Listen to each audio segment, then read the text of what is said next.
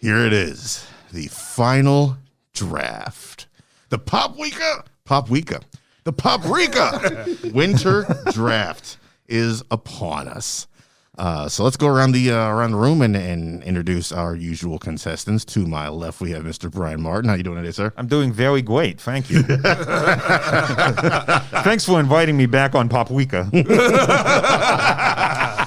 And right across the table from me, we have Mr. Pete Lentz. What is happening? How you doing today, Oh, sir? I'm very excited. Fresh off my gorge on Thanksgiving, and now it's time to shed some pounds before Christmas. All right, time to shut these fools down. That's right. And to my right, the champ, the current draft champ, two-time Mr. Jeremiah Jackson. 2 in a row, trying to make it 3. Right. Boo this man. So let's lay it down, man. For those of you who have never listened to one of these before. Why are you in at this point now? Well, we do have a couple of new people who popped up. Are you really?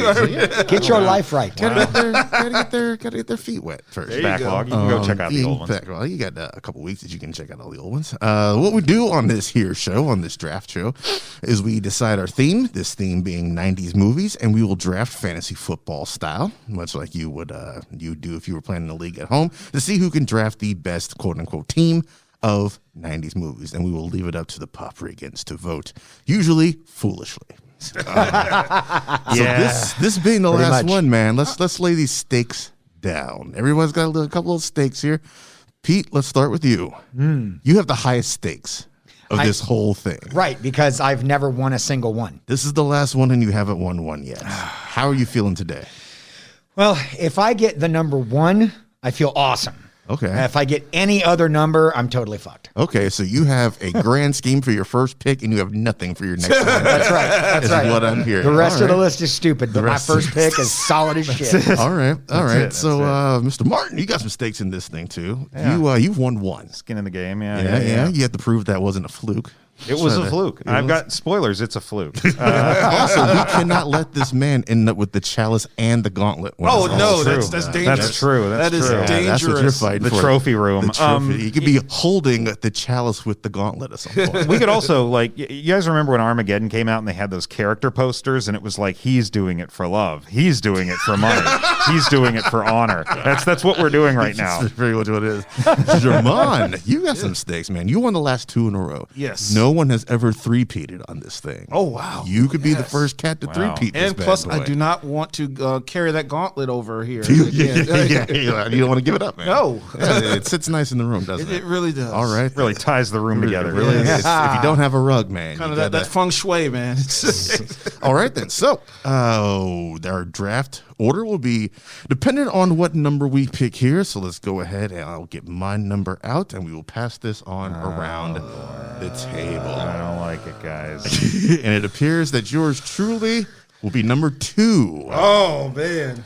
Let's see. Come on. What? 1, suckers! But no. I had it turned the wrong way. I'm number 4. All right, I'm 1, 2, 3. We're literally just going around in a circle. and I'm Cursive Z. Yeah. That's how that works. Did you get number 1, I Jamal? got number 1. Man. All Son of a then. bitch. Well, this has been a fun draft, and I'm glad you guys invited me. May the odds ever be in your favor. Oh, man. Time to open the drink. Sorry, guys.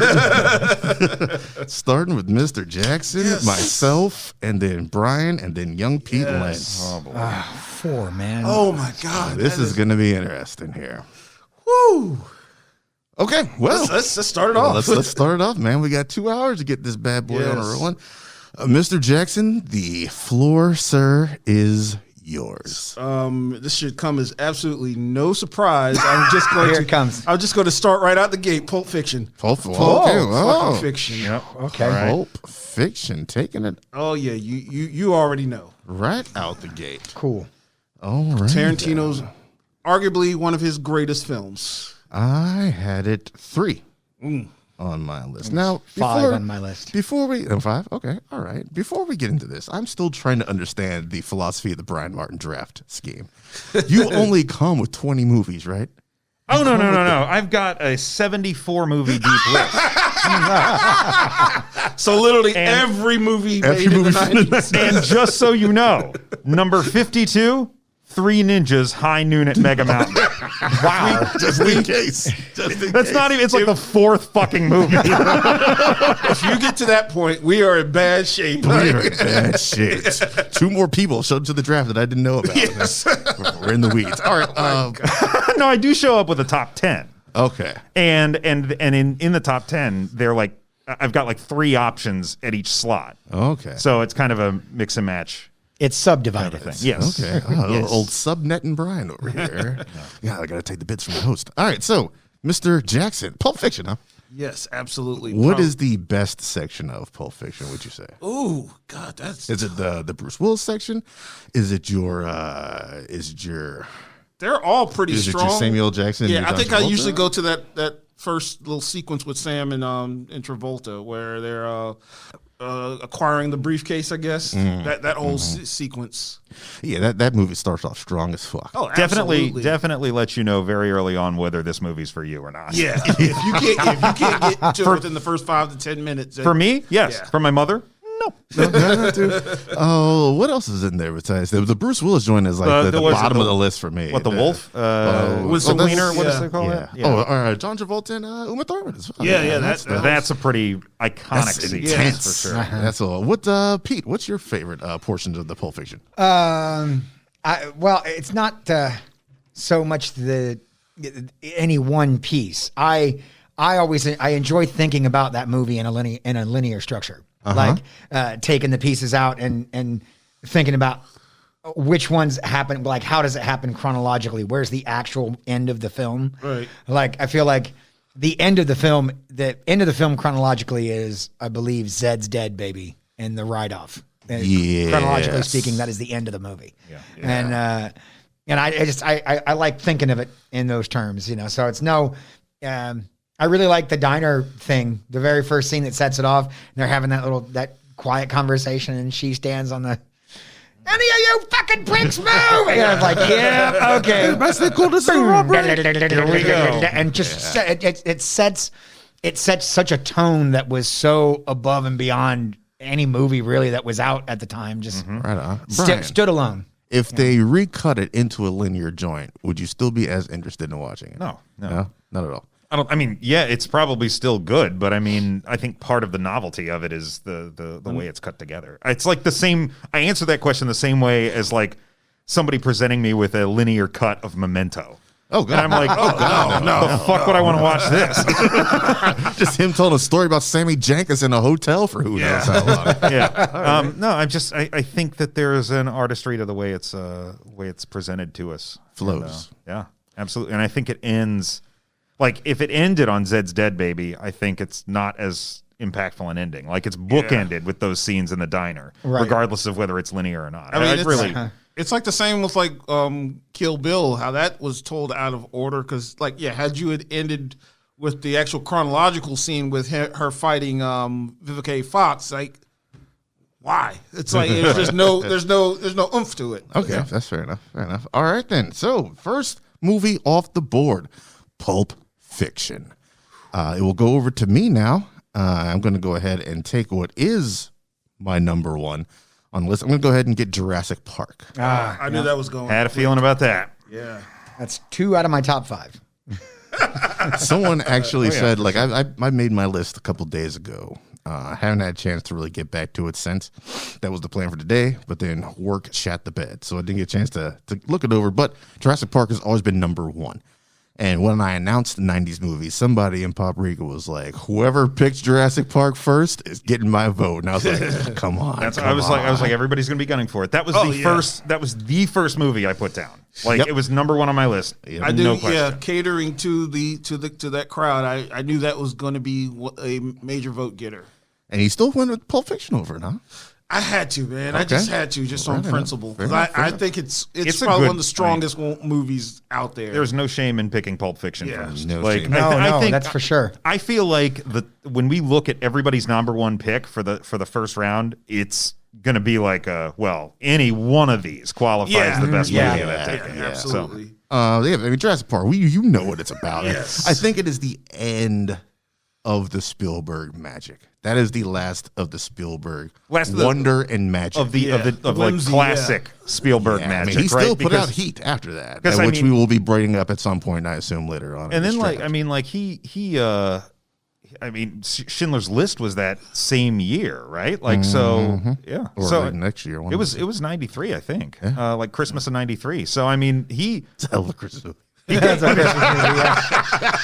he came back, like his next movie was huge, but like it's not the same as this sort of serialized adventure kind of thing. Like, I don't know that I would say the next adventure movie that worked that well that came out from Spielberg was probably The Adventures of Tintin, which nobody in America saw. So I saw that. I thought it was very cool, I actually. loved Tintin, man. I thought it was very cool. The animation was surprisingly Gorgeous. awesome. Like, Gorgeous. totally Right over animation. that movie. well worth watching. Oh, for sure. Absolutely worth watching. Oh, yeah, as far as adaptations goes, I think Jurassic Park might be top 5 all time, maybe top 3. It's up there. Yeah. Yeah, It's Jurassic Park, maybe To Kill a Mockingbird might be in there somewhere. I think Jurassic Park's a terrible adaptation of the book, but it's the best adaptation because it knows what to do with its own goddamn medium. Yeah. Right? Like, I look at something like Harry Potter and the Sorcerer's Stone, and I think this was a dull adaptation. You did nothing except adapt the book straight from the page, and there's some merit there, but what I'm more interested in is seeing you take this thing that was a book that worked very well as a book and turn it into something that works very well as a movie. And there's a lot in the novel Jurassic Park that would not work in a movie. There's some dry shit in there. Spielberg and David Koepp turned that thing into like a 2-hour-long nonstop thrill ride. And they tried to then kill John Timmy Williams at every puts the bow point. on top, and it's a wonderful fucking movie. Oh, wonderful. God, the movie. score in that Stan movie Winston is just also. unbelievable. All right, then, Brian. That being said, but Jeremiah, you got anything to add to the old park there? Man, I just remember loving when I first saw it in the theaters. Like, I remember just being blown away. Like, that is definitely one of those ones you got to see on the big screen. It was the first movie I went Still back have it. and Still have watched over and over and over again that summer. Like, the first time I ever saw a movie like more than once in a theater was probably Jurassic Park. Must be nice. 30 year. Oh, it was. 30 year anniversary. Yeah. Well, COVID will be gone by then. Oh, let's hope. Let's hope. Americans are going to America. Hey, the vaccine is going to be like the lysine contingency, but for humans. We'll all be dead by then. Forget it. All right, Brian, what is your first pick, sir? All right, so since Jurassic Park is off the table, I'm going to go with the other alternate first pick that I had, and that is Goodfellas. Ooh. Wow. Wow, not even actually on my list. Really? Wow. Goodfellas is on your list? It's in my Fantastic movie. Yeah. It's in God. my. It's nice. Damn, that's a strong one though. It's, yeah, it's like number 10 or 11 on I think it's the best. I think it's Scorsese at his finest. I think it's the best gangster movie of all time. It's just like the decade started out with a bang, Yep. you know, and he came along and took the wind out of like Coppola's sails with this, right? Because Godfather 3 was like right around the same time. Next and, like, year. nobody fucking cared because Goodfellas had come out and just crushed everything. Yeah. Just a great fucking movie. And they shot Joe Pesci in the face. Oh yeah. So that was, it's important. thanks for Is that the criteria for it? I didn't know that just shooting Joe Pesci in the face. Spoilers, doesn't happen in The Irishman. This is number one on my list. This would have gotten number one on my list just based on the merits of the scene where they go to like Joe Pesci's mom's house and have dinner. Gets I the love ass it. knife. She's got that painting that she's been working on, what a movie. Yeah, there's a deer caught in the grill. We just need to,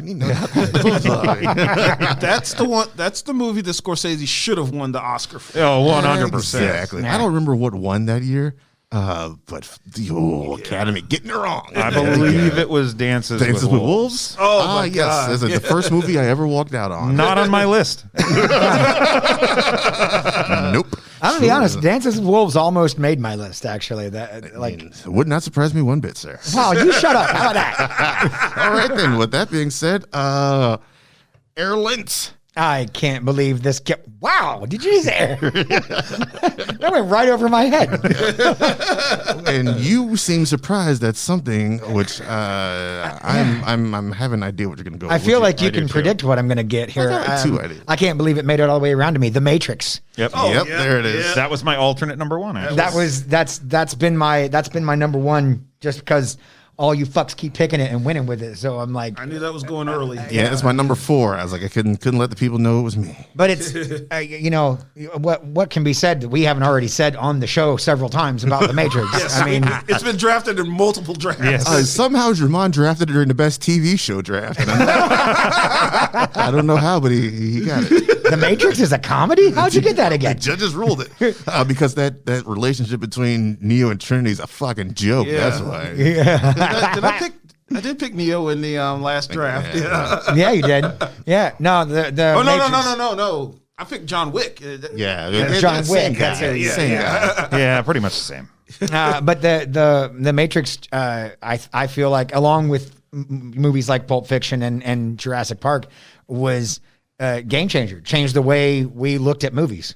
You know, and I think it qualifies as a '90s movie because it came out in '99, but I think it heralded a new age moving into the 2000s. Oh, absolutely. Absolutely. Like you don't get X-Men the next year, Right. if you don't have the Matrix. That's right. Yeah, you do because X-Men is probably already in production. I mean, you do, but it doesn't look like it did. It wasn't You know? going to slick no up. black leather. Right, Yeah. exactly. I It think- wasn't going to slick up Yeah, like that. You know? I think the whole superhero genre wouldn't have been possible without the Matrix. Yeah. Well, I mean, it would have happened, but I don't Blade. think like. Well, effects remember wise, the year Okay. prior, Yeah. the year prior, Was Blade, 98 yeah. doesn't get We'll doesn't get get a there. lot of credit for. I think yeah, we'll get there. We'll get there. One way or another, we're getting there. We're gonna race to that. I think. All right, so- Well, Pete, it's on you next. Yes. oh yeah. Oh, that's right. I get another pick. Snake draft, sir. So draft. number 1 is The Matrix, of course. Number 2, God. So in doing this list, so many unbelievable films that you could pick from, and they would all be good. But so I'm trying to get Touchstone films that. Touchstone Like Pictures. Touchstone the No, not company? those. I knew. As soon as it came out of my mouth, I figured one of you film nerds was going to fucking go there. But no, just movies that were released then were huge and are literally still impactful and amazing today. Listen, you motherfuckers better not pick my next pick. That's all I know. So, Wait for it. oh my God. I'm going to have to go with The Silence of the Lambs. God damn it! That man. was my number 2 pick. So, Nice. Son of a bitch. Not even on my list. It's in my alternates. The Silence of the Lambs set off, I mean, you know, created the Hannibal franchise, made Hannibal Lecter a household name. Not the household name you want. No, not the one that you want, but the one some people probably deserve. I don't know, but I feel like that film also set a new bar for thrillers. You know, and introduce us to Hannibal Lecter, but then Hannibal Lecter's not the villain. Like Right. he's not the villain of the movie. He's if anything, he's an exposition dump. Yeah. An exposition dump in reverse, I think. Like but then it sets off a whole series. You get you had Mindhunter before, but then you get Red Dragon later, you get Hannibal later, you get there's a television show now, Yeah. and Boy Mads. and the side of fava beans and a nice bottle of Chianti. So There's quotes that come. It's a seminal movie, man. Yeah, and here's it a question. belongs on a Could, list. could we have named him in the hero draft? No. I don't know if he. Yeah, I don't even know if he. I would mean, fall he's as an helpful. You anti-hero. certainly could have picked him as your anti-hero. He's kinda I think, helpful. At least. I don't know about that one. So that's my number 2, The Silence of the Lambs. It kind of gave us. It really put your girl Foster up on the map. Jodie Didn't it? Foster, Yep. Yeah. Yeah. Yep. That and in Contact not too long after And that was the 91 winner for Best Picture. Yeah, Yes. it was. Oh, deservedly so. Jonathan Demme, I think, directed. Jonathan that. Demme, Yes. Yeah, all Absolutely. Right on. Great Pete. fucking move, Not Pete. on my list, but not a bad. Not on your list. Well, yeah, So- I'm trying not to constantly go, because it'd be easy for me as a sci-fi junkie to just go all the sci-fi movies that happened in the 90s. But there are way more fucking linchpin films that, on, that I think. Plus, this being my 6th draft or whatever, I'm trying to do your damn Poprika playing game. For all you Poprikans listening, Silence of the Lambs, one of the Criterion films that's up for raffle this month. Oh, really? Yeah, yes. We already did it, and it was somebody who is European who won, and it doesn't code for their region, so I got to do it again. We didn't think about that. Didn't think about that. All right, Brian, it's on you, sir. If you take my pick, you will be ejected from the game. Well, now I have no choice because Pete was he took my pick. This is going to be just a round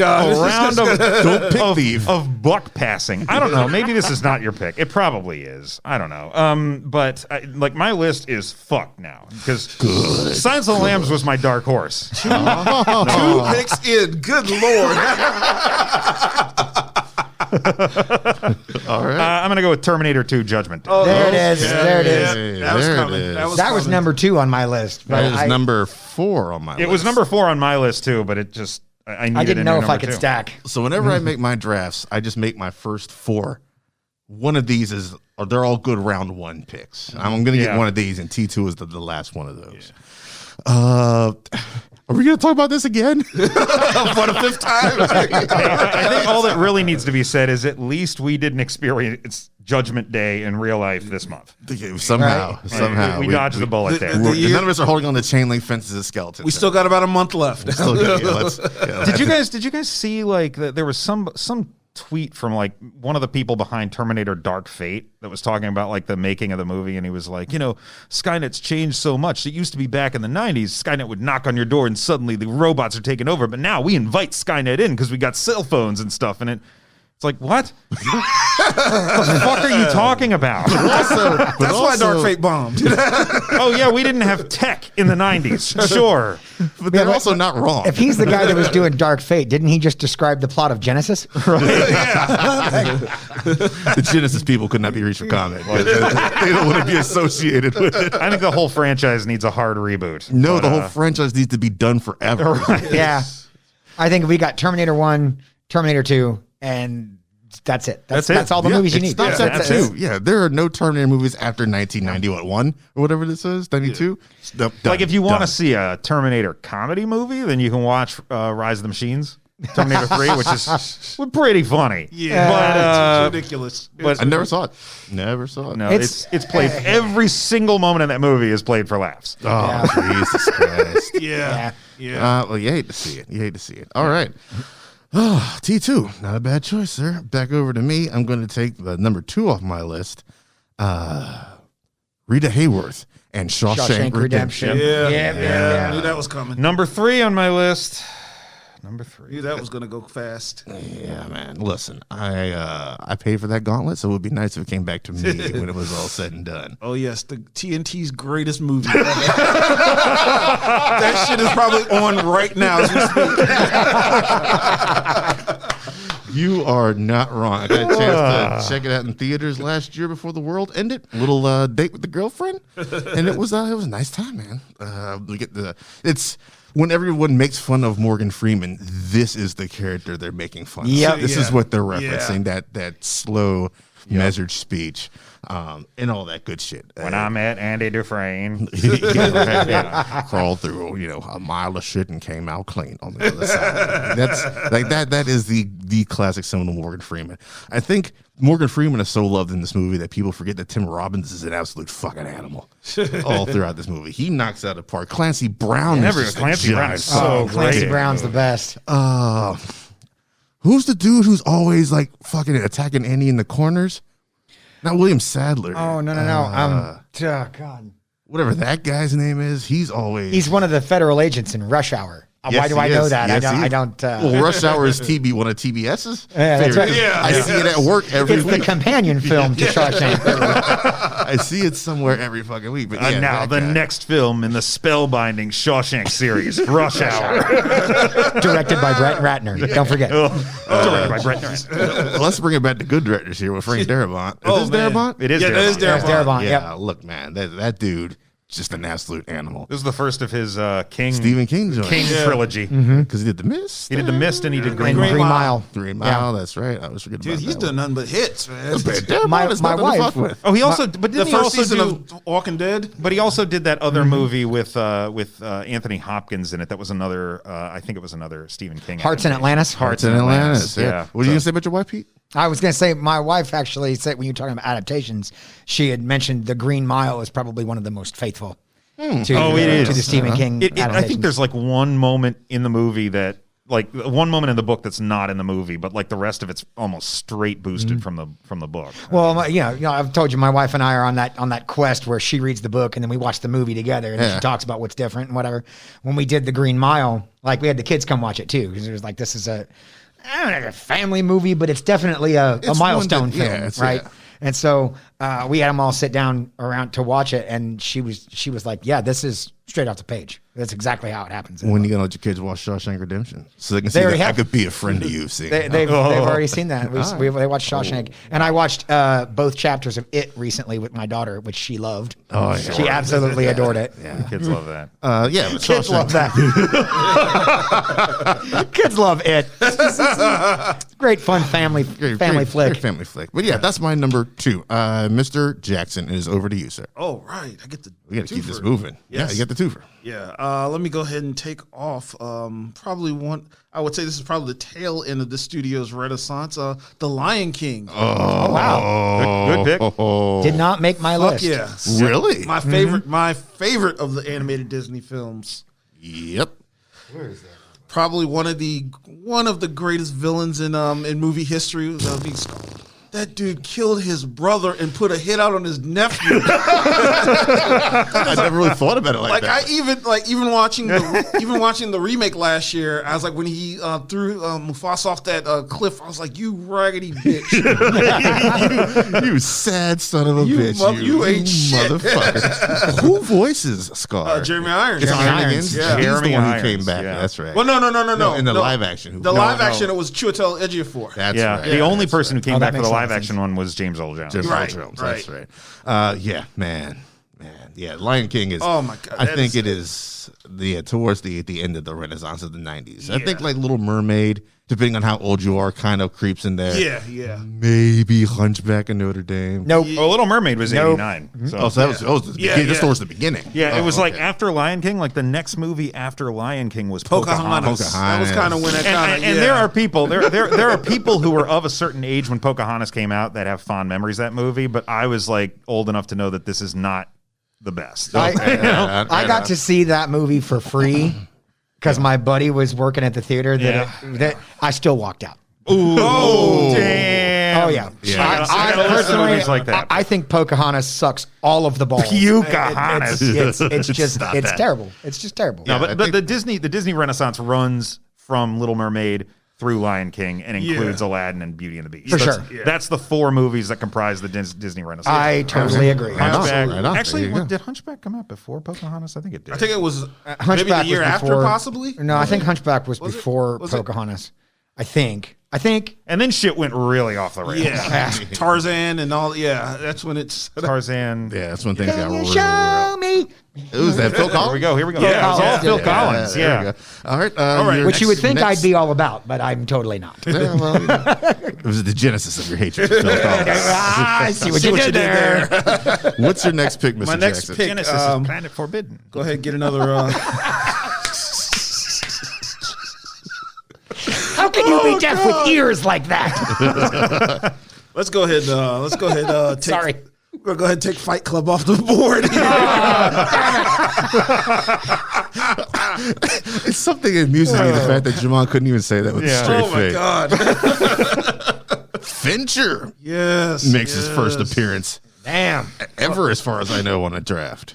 Yes. Okay. It's probably one of the most misunderstood movies that is. Oh yes, it's Incel Central. Yes, absolutely. Incel Central. For sure. There's a whole contingent of people who think Tyler Durden is the hero of that movie. Talk about completely.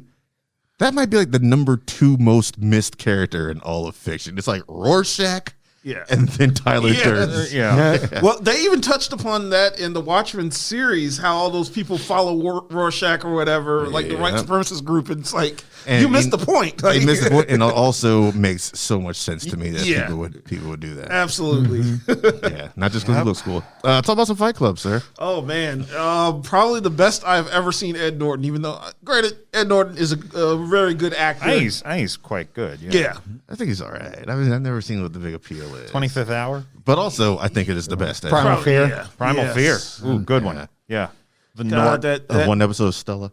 there's just something about that movie. It's like it has a lot of comedic moments where it's not supposed to be funny, and It also has a lot of intentional humor in it. Yeah, as well. yeah. There's a lot of wild, funny shit in that movie. yeah, Meatloaf. He was just like, I forgot about that shit. His name was Robert Paul. yes, Was that? Jared Leto. Like he was. Yeah. Oh yeah. He had that brief appearance in there where he beat the shit out of him. Like, I forgot he was in it. Yeah, I forgot he was in there too. All right. Well, not a bad choice there, sir. yes, Yeah, sir. Fight Club. good stuff. I think Pete and I were talking about this just before the draft. I think you could have drafted an entire top 10 list from movies released in 1999. Yes, So yes. 99 is a That was a heavy strong. 99 might be the best movie year in history. Like overall, 82. I think that- 82 is out 82 there. is great, but I mean 99 is 94. pretty strong. 94 is also really strong. I was thinking of that on the way up. I was like, 94 had a lot of hits, but yeah, man, We will get to 99 those. is powerful. Yes. Yeah, it is. It really is. They were like, look, it's the end of the fucking millennium. We got to come with it hard. Yeah. And then they did a fairly good job. All right, it's over to me now. Can't pick that one yet. I think it might be a little bit too early for that one. So I'm going to go ahead. See, one of two. And I think one's going to give me more votes. I'm going to take Tombstone.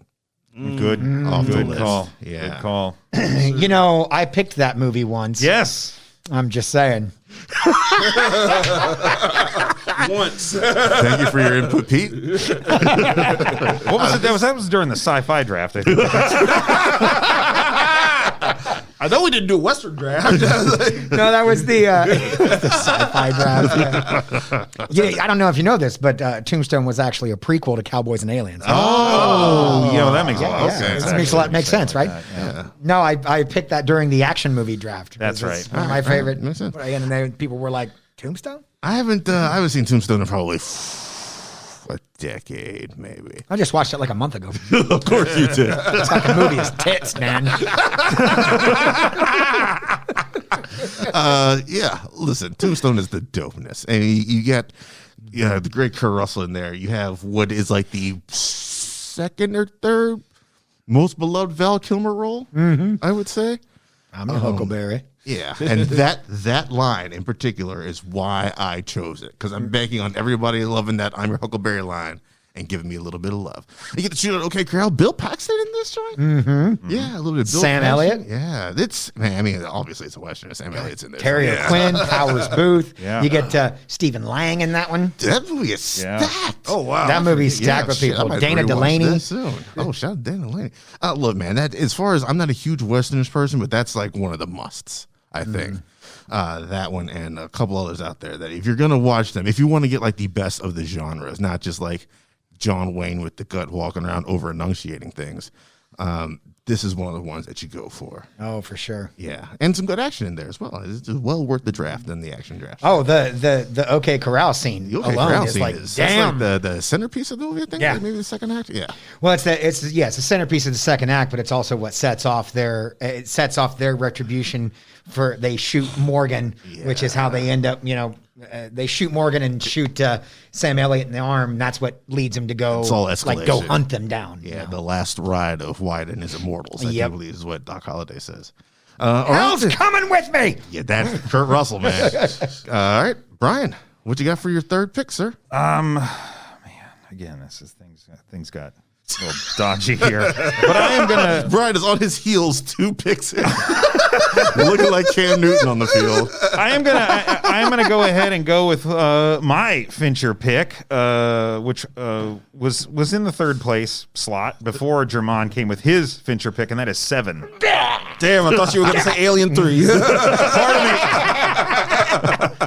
Good night, everybody. 7. Good call, Oh, sir. yes. Good 7. call. What a fucking dope flick. Yeah. It's I watched it about 2 months ago. and the crime genre, I think, is really popular right now with all these like true crime podcasts. The more gruesome, the better, and it does not get more gruesome as far as like murder Gwyneth films go. Paltrow's head's in a box. Than Gwyneth Paltrow's head in a box. Someone on Twitter actually made a like 7, but if it was a Charlie Chaplin movie, Oh my! little thing, and the interesting. bit with the head in the box is hilarious. Like, it's just that one scene, and it's pretty damn funny. All right. Right on. But yeah, like what a memorable movie.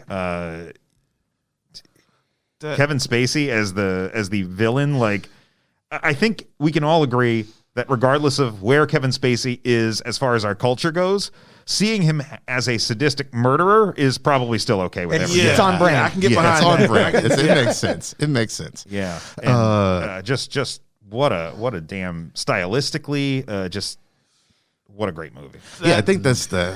Go ahead. I was going to say that scene, I think it was the sloth victim. Yes, That shit fucked with me. Oh my yeah, god, for it's sure. He is so the gluttony dude. Yeah. yeah. Yeah. Oh my god. I was like, one of them was still alive? What? Oh god, yeah. That was the wasn't the gluttony dude? Was the that one gluttony still or that alive? sloth? No, gluttony was Gluttony dude was the big stuffed fat full guy. of spaghetti. Oh yeah. Sloth was the Sloth guy. was the guy Yeah, tied to the like, He's bed. like bleeds out. emaciated and stuff. And then, that chick goes like, whoa. Oh, It's yeah. like, Yeah. I think that's the movie that really put him on the map, right? I think The Game is before that. The game Oh, yeah. was no, the game was was it afterwards after because that? I think 7 was like 97. 7 was and 95. 95. Okay, yeah, well so the game is was a little bit 97, I later think. than- yeah. 97 or 98. The game was good too, man. Yeah. It It was the dopeness, relatively implausible, but still pretty Yeah, awesome. it's awesome. Yeah. Game a lot, is a lot of coincidences It's, have to fall into place for that It's to an be a open thing. world video game, is what. Right? Yeah, Mike Douglas running around like a crazy. person. Yeah, it's an escape room where the whole city's the room. It's the room. Yeah. That's a great way of putting Speaking it. of the room, All right. Oh, hi, Brian. Pete Lentz. Oh, here we go. 2 in a row, bitches. All right. So Could have missed that. I know, right? I know. Just cut together a bunch of Peteisms. I notice in everything that we've been picking, there's no Tim Burton yet. We have not got any Burton off the list. So I'm going to go for the girl Poprika vote here, and we are going You with bitch. Edward Scissorhands. Oh, man. All right. you bitch. Not even on my list. No, I was about to that's say in you're there. 1 year off of Batman '89, sir. That is not eligible. Edward Could've Scissorhands went Batman to this Returns. day Yeah. can still make my wife weep. All right. Like That's there is something about the Edward Scissorhands that is both dark and endearing at the same time.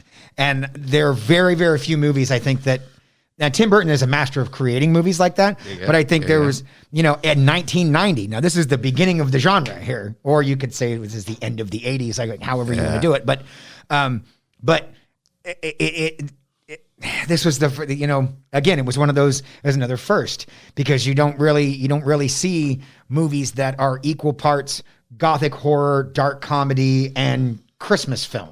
You don't see those things all mixed together a lot. And then Johnny Depp, probably some of the best acting he's ever done, really. Like That was he the had to start sell of their- most of it with body horror and facial expressions. Like that was the start of their relationship, him and Tim Mm-hmm. Burton. Yeah. Yep. Yeah, I'm pretty It's sure. the start of his relationship with Winona Ryder too. Yeah.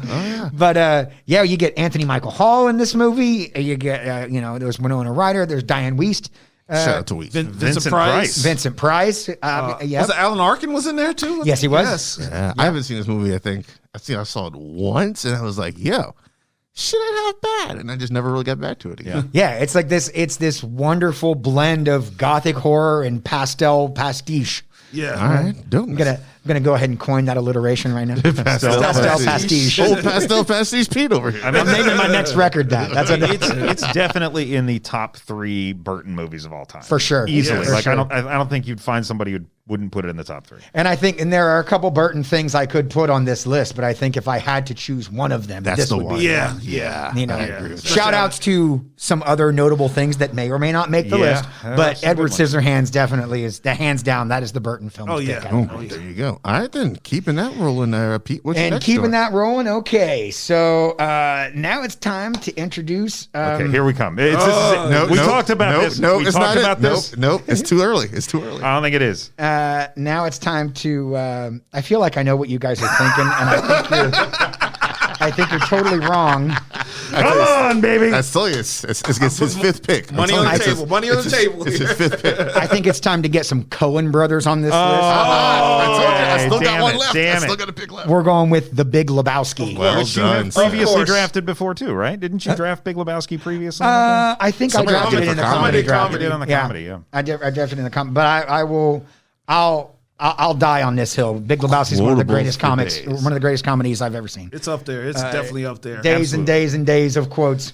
It's a perfect film. It's got everything. It's a mystery. It's a comedy. It's a character study. It's endlessly quotable. The soundtrack is fantastic. The look of the film, his dream sequences, like when he gets drugged or when he gets knocked out, and yes, fucking the Big Lebowski for me typifies the move from the late 90s into 2000s of here's how we're going to do Wes Anderson comedies So without being fucking Wes absurd. Anderson. You know what I mean? It's just great. It's so ridiculous. I think my favorite gag in that movie is when he's in Jackie Drehorn's house and he's trying to use the pencil to rub the And all Jackie's done is drawn a guy draw with a a giant big dick. cock on it. It's just the look of confusion that's on his face. When that's paired with the it's right on the same level as when the dude is like hammering that rod board? into the ground to brace the door with that chair, and then the door opens outward. Outwards. Oh my God. How do you not know how your own fucking door opens? That is one of the best sight gags. Yes. That I think, because the timing, the structure, the framing of the scene, he's done and he walks out of frame. Pause. Door opens, chair falls down.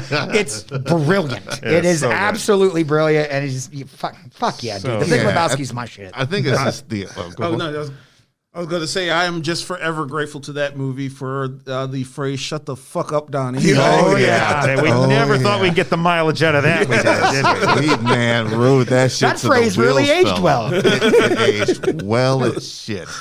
It's just a weird concept of taking your everyday person and putting them in the wildest of circumstances, and seeing how they roll with it. Yep.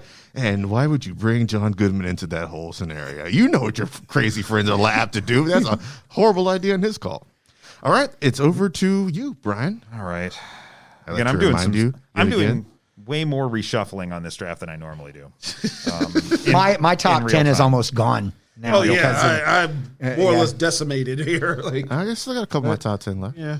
I'm going to start picking from the C squad here pretty soon. Oh his fifth boy, pick. there it is. You know what that I'm means, telling you, guys. it's his fifth pick. All right, so I am going to take Clerks off the table. Oh, Damn it!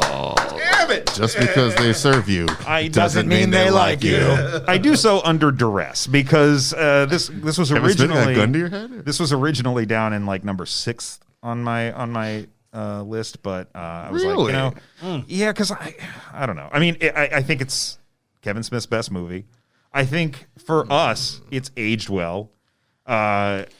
My wife does not enjoy it. I'm not sure how the current generation of people, like if you are just coming of age right now and you go back and you watch Clerks for the first time ever, I'm not sure how well it connects with you.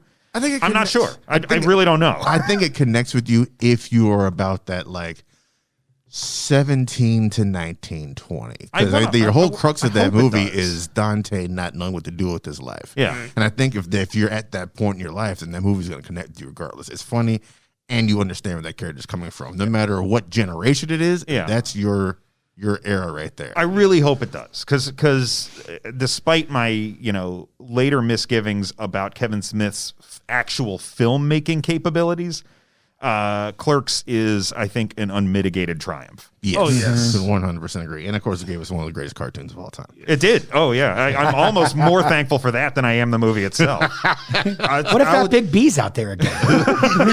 Thank you, Pete. Thank you. I've made that Big B joke so many times, Leonardo. and no one understands it.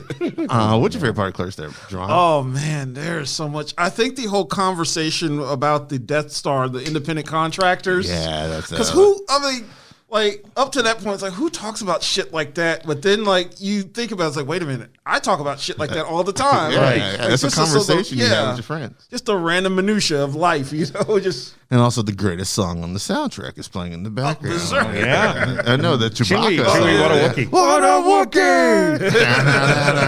Wookiee! All right. How are we looking on time? Okay. I'm going to go ahead and take my choice here. I see you all have all in my paper. I don't like it. I'm going to take a dip on over.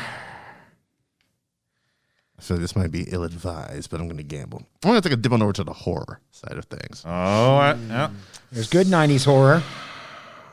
There is. Yeah, I think I'm going to do it. I don't know. Yeah, I'm going to do it.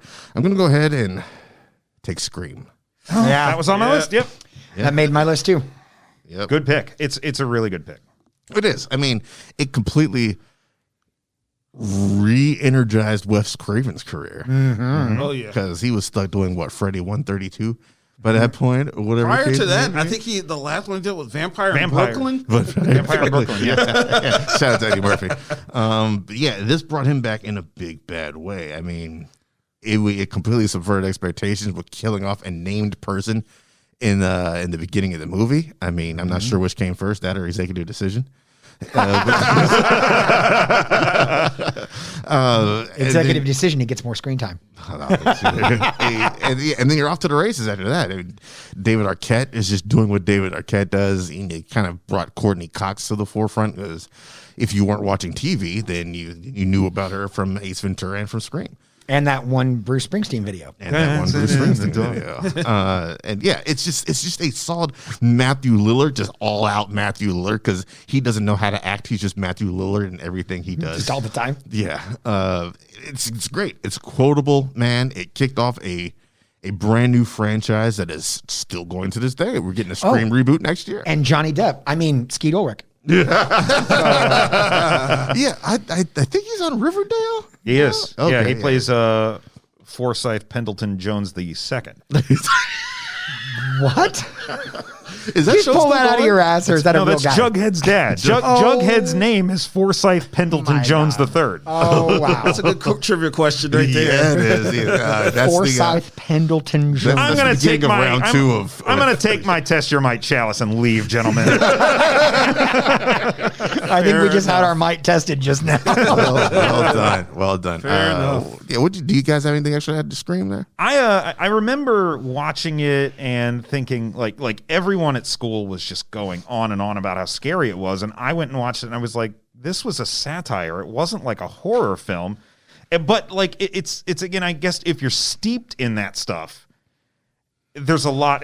Like the movie's clearly You see it coming. playing to that stuff, right? Like so, I guess that's the nice thing about Scream is that you can kind of appreciate it in both ways, right? You can come to it as a like student of the slasher genre, which I wish there was a major in, and, Right. and see it one way, but you can come to it wanting a scare and see it another. You know, Yeah, so I think that's just I hesitate to say artistry, but it is kind of right in its own little way, and I think it's the stellar cast. Wes Craven really making a big statement of a comeback there, and the Ghostface became as iconic as all of those other slashers from the 70s and 80s, you know? I think the best satires of the genre also elevated and add something to it. It's why Shaun of the Dead is so good. Oh, yeah. Yeah. Because it's sure. the satire of that whole zombie subgenre. This is for the slasher. Elevates it and is a solid entry into it as well. Yeah. It makes the quote unquote real ones step their game up. And it's how you get Jeepers Creepers later on down the road. I don't know. Or I Know What You Did Last Summer. I know what Yeah, you did last yeah. summer. Shout out to Sarah Michelle Gellar. All right, Jermon Jackson. All right. Get your twofer here. Yes, sir. I'm actually. Marilyn Monroe, Doc. I just got your shirt. Yeah. It's one of I'm Rico's. Yeah. One of Rico's. Yeah. That's one of That's Rico a Ramsey, huh? That's a Rico special. yeah. Yeah. Oh my God! I'm sorry. I didn't mean to step on your thing. No I worries, no I was just looking and like, Yes. what is that? Marilyn Monroe, Doc. When And I I saw said that- it in my mind. I was It's- like, oh my God, that makes Yes. some sense. Rico is amazing, man. Yeah, with this fantastic. shit. Yes. Great. Fantastic. I didn't even put two and two together. Sorry, Jermon. Go ahead. That's my segue. That was it. Okay. I'm actually surprised this hasn't gone yet. Oh, so I'm gonna no. go ahead and take this off. Forrest Gump, man. Fuck. Forrest fucking Gump. It's not even on my list. Didn't even put it on my list. Yeah, I deliberately didn't put it on my list too. That was going to make my back five for Yeah, sure. That's 1994 again. That's super Yes. strong year and Oh yeah. winning all the damn awards. I mean, even to the point where Tarantino was like on the award show pissed off and stuff. It's like, because I It think was when up he against finally won Pulp the Fiction, MTV, right? yeah, because when he won the MTV award for Pulp Fiction or whatever, he was like, so when you go to all the other award shows and keep getting beaten out by Forrest Gump, what do you do? Right. I remember that. Yeah. But yeah, dude, it's like that was that one movie where you really like, if you haven't seen like, you know, some of his prior work, Tom Hanks, like you really respect his acting chops. And Yeah.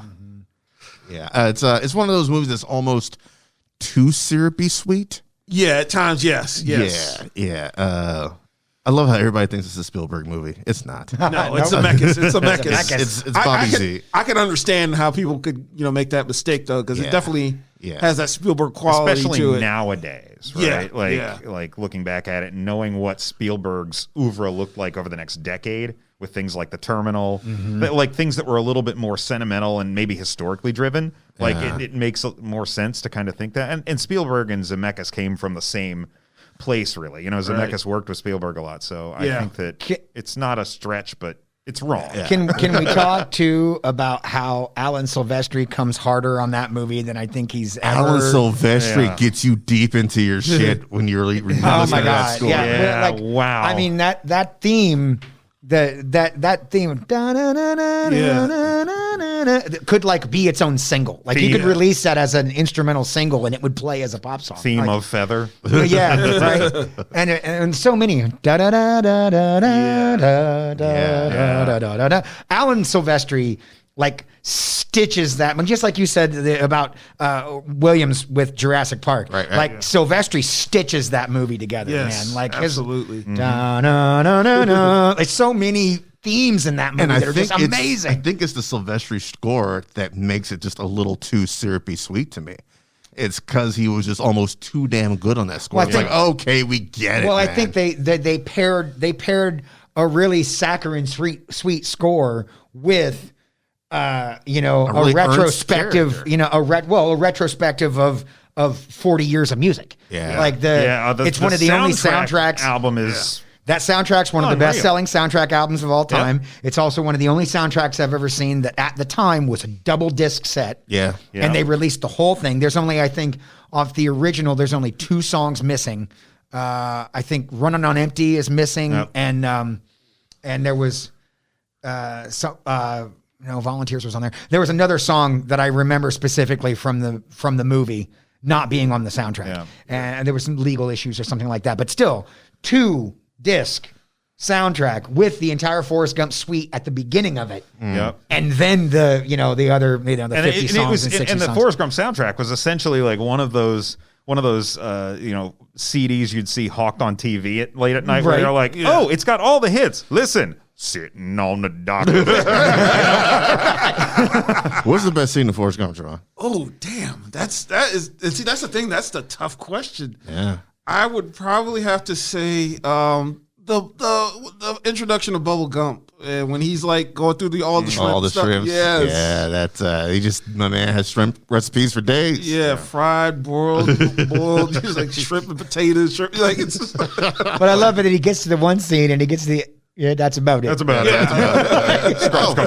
Scrub. Yeah, scrub with a little toothbrush. Yeah. And shout out to Gary Sinise, man. He Saltiest Yes. man ever. He know- did his thing. Okay, so Gary Sinise, you said my wife used to work at Disney World, and she would go to the candlelight processional thing that they always do every Christmas. Well, Gary Sinise has actually hosted that more than anybody else, and there is always invariably someone to this day who from the audience will shout Lieutenant Dan. Lieutenant Dan. I mean, his band is called the Lieutenant Dan Band. Somebody from the back will go Lieutenant Dan, and the whole audience will go yeah. And he has to go. And he's like, come on, guys. I was on CSI New York. I was also Stu Redmond, if you remember that. Whoa, a Stan TV shout out. Yeah. There. All right, Javon, it's on you again, sir. Lieutenant Dan. All right. Go ahead and do my first comedy, I guess you could say here. You son of a bitch. Oh, bitch. Probably the comedy that is so amazing. It's created its own genre or whatever. Let's go ahead and take Groundhog Day off the list. Oh, did damn not it. see that coming. That was not what I expected. Not what I expected at all. Oh, I think I knew you. I think I know what you think I was going to. full disclosure. Groundhog Day was in my next poll. Oh, 100%. It's not on my list at all here. That's a win right there, dude. Like Bill Murray is just great at playing piece of shit pricks. And this was just like this was like him and his outside of Scrooge, yeah. Oh my God, dude! I just watched it again a couple weeks ago, and I was just like, dude, you are such a. How does he get the woman at the end here? Literally has to go through the same day over and over and learn this woman to win her over. Because in normal circumstances, he shouldn't have won. yeah. Sometimes the bad guys win. Yeah, it really is. He is just so good at just playing earlier in his career. Just characters that just don't give a fuck. Yeah. Actually, he's still doing that now. Now he's just doing it for Wes Anderson exclusively. Zombieland. But yeah. Oh it's I think my man Steven Tobolowsky still steals that show, and the one time he pops up, Phil. This shit will never not make me laugh. I love. See, Am I right or am I right? Right. I crack up. See, I crack up at Ned Ryerson. I crack up at the editing of that movie because, like, the way that Harold Ramis the way it cuts to another scene the second like Bill Murray does something fucked up and has to start over again. It drops you out the scene real quick. So much good shit in Groundhog Day. Oh my God! Like, it's a movie good. I know I don't give enough respect. I feel the same way. Like it's not on my top 10 list, but it's on my list, but way down. And I probably should have bumped it up a little bit. Well, I'm not the god, but certainly a god. There's just, since then there's been so many movies that are described as Groundhog's Day with such and such, or like like Palm Springs. Edge of Tomorrow. Yeah, Yeah. Alrighty then. We're halfway through Jamon's list. Damn you! Damn it! I'm gonna go ahead and get me a Brian Martin move here. Just in case he was looking at picking that anytime soon. Three Ninjas. Oh no, that's number 50 something. Should not have telescoped that one. I'm gonna go ahead and take the Iron Giant. You know, I did not put that on my list this time Why is that? because it has not served me well. Come on, Iron Giant, don't you fuck me I this time can't. I around. can't say that it hasn't served me well, but no. I also think I wanted to pull like I think I've talked about the Iron Giant a lot, so I don't necessarily want to make it known that this is That's kind of your tell. Yeah, right. It's like me in Matrix. Pretty much. Yeah. Everyone's gonna think I'm he is banking me. that everybody's going to think that I'm Daryl. Hopefully. Oh no, they're not. I guarantee you, by the time you finish this, they're not. I guarantee you, Pete's pick coming up is going to be it. I'm about 95% certain I know what you guys are talking about, and I think you're going to be shocked. At when you pick it. No. They're gonna be shocked. Like, I thought he was gonna pick 5. He picked 7. How many of them? Yeah. That I get to number 10 and it will not appear on my list. Okay. Wow. Okay. I'm just saying. I can't wait to see if you're wrong about what we. I'm countering that. I think he knows. I think he thinks what I'm not thinking of. If that makes sense. Like, we all have a certain movie in mind. What you think it is. All right. I have an idea what you think it is, and it's not it. The Iron Giant is the dopeness. It's It is. I just watched it last weekend. Oh, did you really? Yeah. Yeah, it's. I just watched it for the second time ever last year or earlier this year, something like that. It's good, man. It's just as far as that's early 90s, right? It is 1999. Oh, 99. It's another 99. Yeah. Oh, okay. Making a strong case, man, for 99. Yeah. Great movie. Great fucking movie. Outside of the Disney realm, which is one of the few ones that where Disney is still kind of knocking them out of the park. They still had the prestige behind their name. Something else like that, or like what Treasure Planet comes out. I think that was Disney. That's Treasure Disney? Planet was Yeah. Disney. Never I think Iron Giant is the best non-Disney animated film of the 90s. Yeah. And one of the gonna agree with best that. non-Disney animated films of all time. American or all time? Of like American produced Okay. Yeah. animated movies. Because I mean, once you start throwing like Japanese stuff in there, it gets a little murky. Yeah. it does. Yeah. But I think the funny thing is like, speaking of Japanese animation, is that you give an American kid a giant fucking robot, and that kid is like, this is the best thing ever. You give a Japanese kid a giant robot, and they have an existential crisis. No, they're just going to toss it in the corner with all their other giant robots. Every damn time they end up sitting in the robot and crying.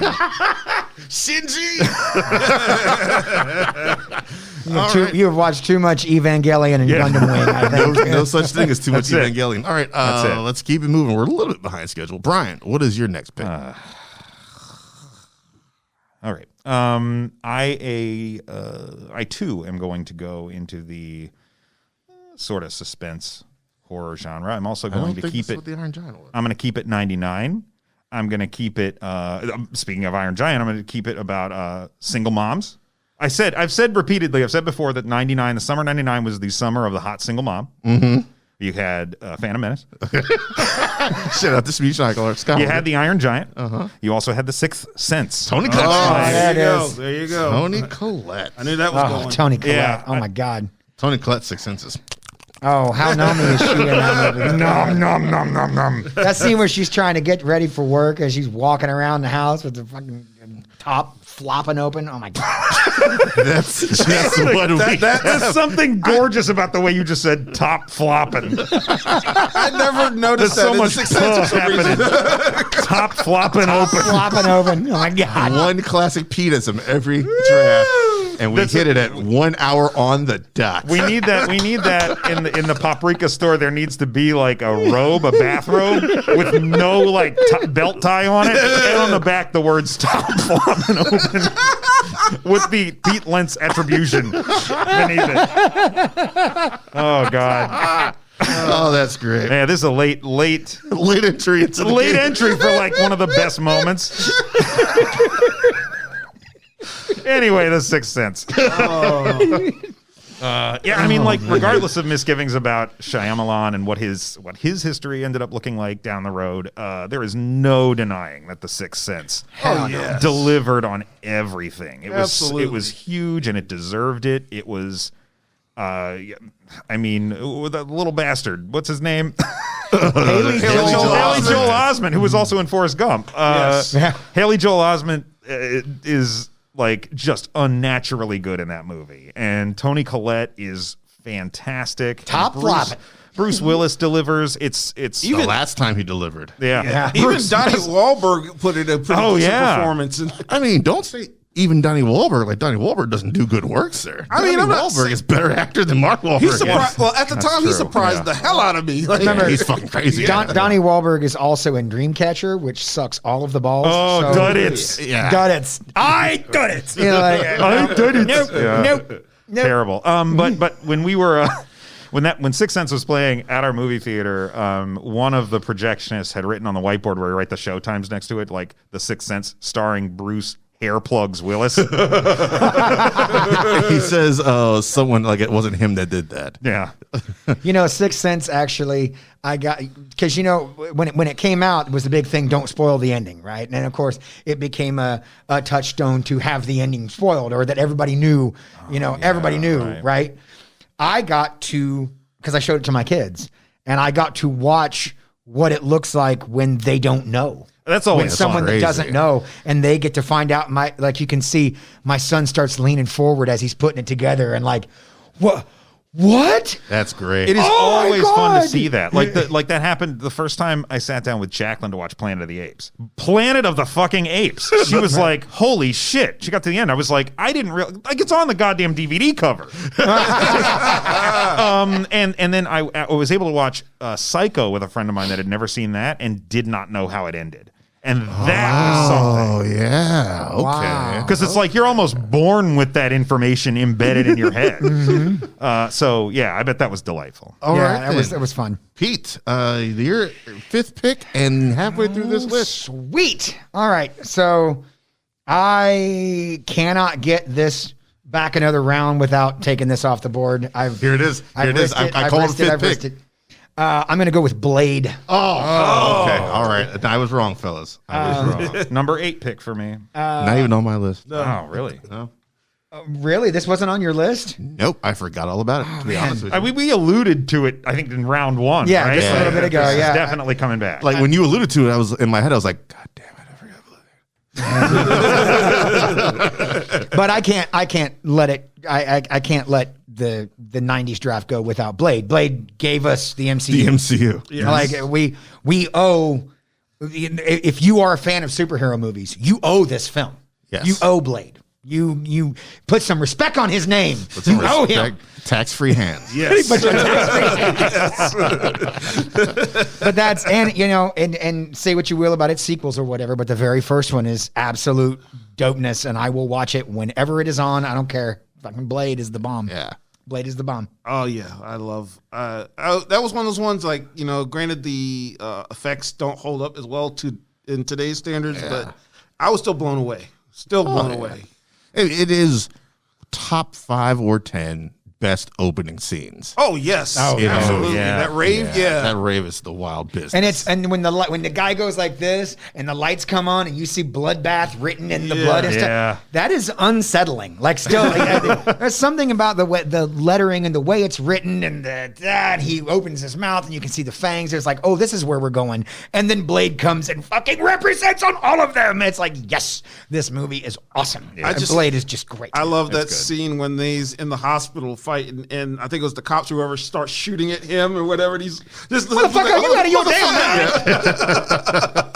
I mean, that, and it gives us just one of the most classic lines. There's always a Some motherfucker. motherfucker trying to skate uphill. I skate uphill. Yeah, it's a classic, man. It's a classic. All right, so we are halfway through. We're going to go ahead and end this first part here, and then we will be back sometime soon. Days, next week, who knows when. With the second half of the 90s movies draft right here on Poprika. And we are back. We're back with part 2 of our final draft here on the Poprika Network, the 90s movies draft. If you have not listened to part 1, I would highly suggest you go check that out before checking out this second part here. So I'm going to sum it up real quick, and then we're going to dive right back into it. We have our usual contestants, myself, Jermon Jackson, our current champ, Brian Martin, and a young Pete Lentz. And we are as it stands right now. The champ, his first 5 picks are Pulp Fiction, Lion King, Fight Club, Forrest Gump, and Groundhog Day. My 5, Jurassic Park, Shawshank Redemption, Tombstone, Scream, and The Iron Giant. Brian's pick, Goodfellas, Terminator 2, 7, Clerks, Sixth Sense, and Pete, The Matrix, Silence of the Lambs, Edward Scissorhands, The Big Lebowski, Blade, and it is your turn for your next pick. Man, what a list, Pete. Pete is I feel rolling. like this my time. This my time. That first pick was not randomized. No. at all. So again, trying to do touchstone movies that are still relevant, movies that launched people's careers. I've been sticking to TriStar mostly. Oh, sounds Columbia TriStar. I'm an Orion dude myself. Well, I already Is got United Artists still around? Can I get in there? Orion, Carolco, Oh, man. Yeah. New Line. There it is. Man, there's so many different ways I could go, but I'm going to go with Good Will Hunting. Oh, That's a great pick. yeah, not even on my list. I guess you're not had it so in my, good, Will Hunting. Will Hunting. Stop that. How do you like them apples? Oh, yeah, right.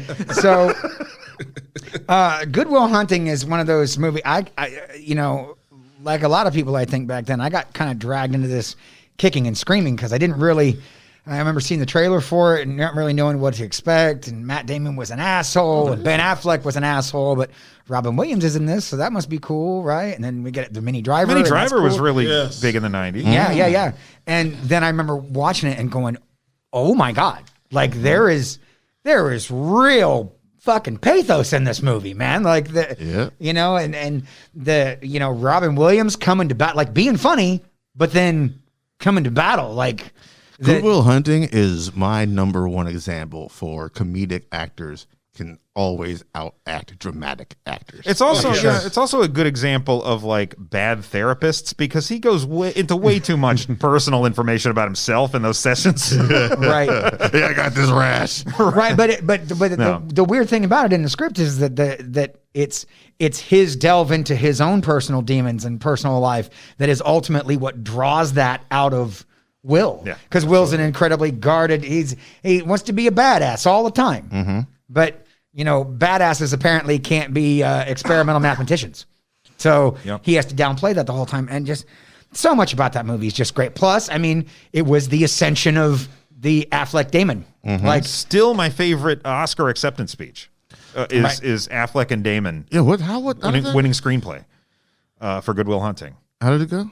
They were just like two kids. It was like two 10-year-olds won. it's like two 10-year-olds just won the Nickelodeon Super Toy Run. Right. That's what it was like. It's like, I can't believe I got this. Oh my God, we're so thankful. Thank you, God. Right. There's so much joy and delight. I've never seen two people more genuinely excited to win an Oscar. Yeah. I don't know. Olivia Colman winning for The Favorite was pretty fucking good too. Yeah. But the Good Will Hunting, man, that's just such a good movie. And again, one of those, it's not science fiction, it's not action, but it's just solid. It's just amazing. It's just a solid film. Great. Right on. And still relevant today. So great movie. Mr. Martin. I'm going to German this draft and pick Friday. You son of a bitch! Damn it! Damn it! I was all right. So I was knock the fuck out. I was juggling between picks on this one, and I was like, just stick to the plan.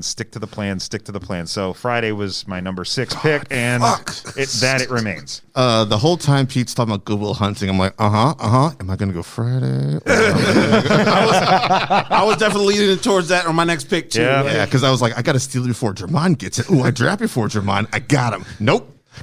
Plot twist. Talk about it yet. Friday is a proven strong pick in these drafts. Yeah.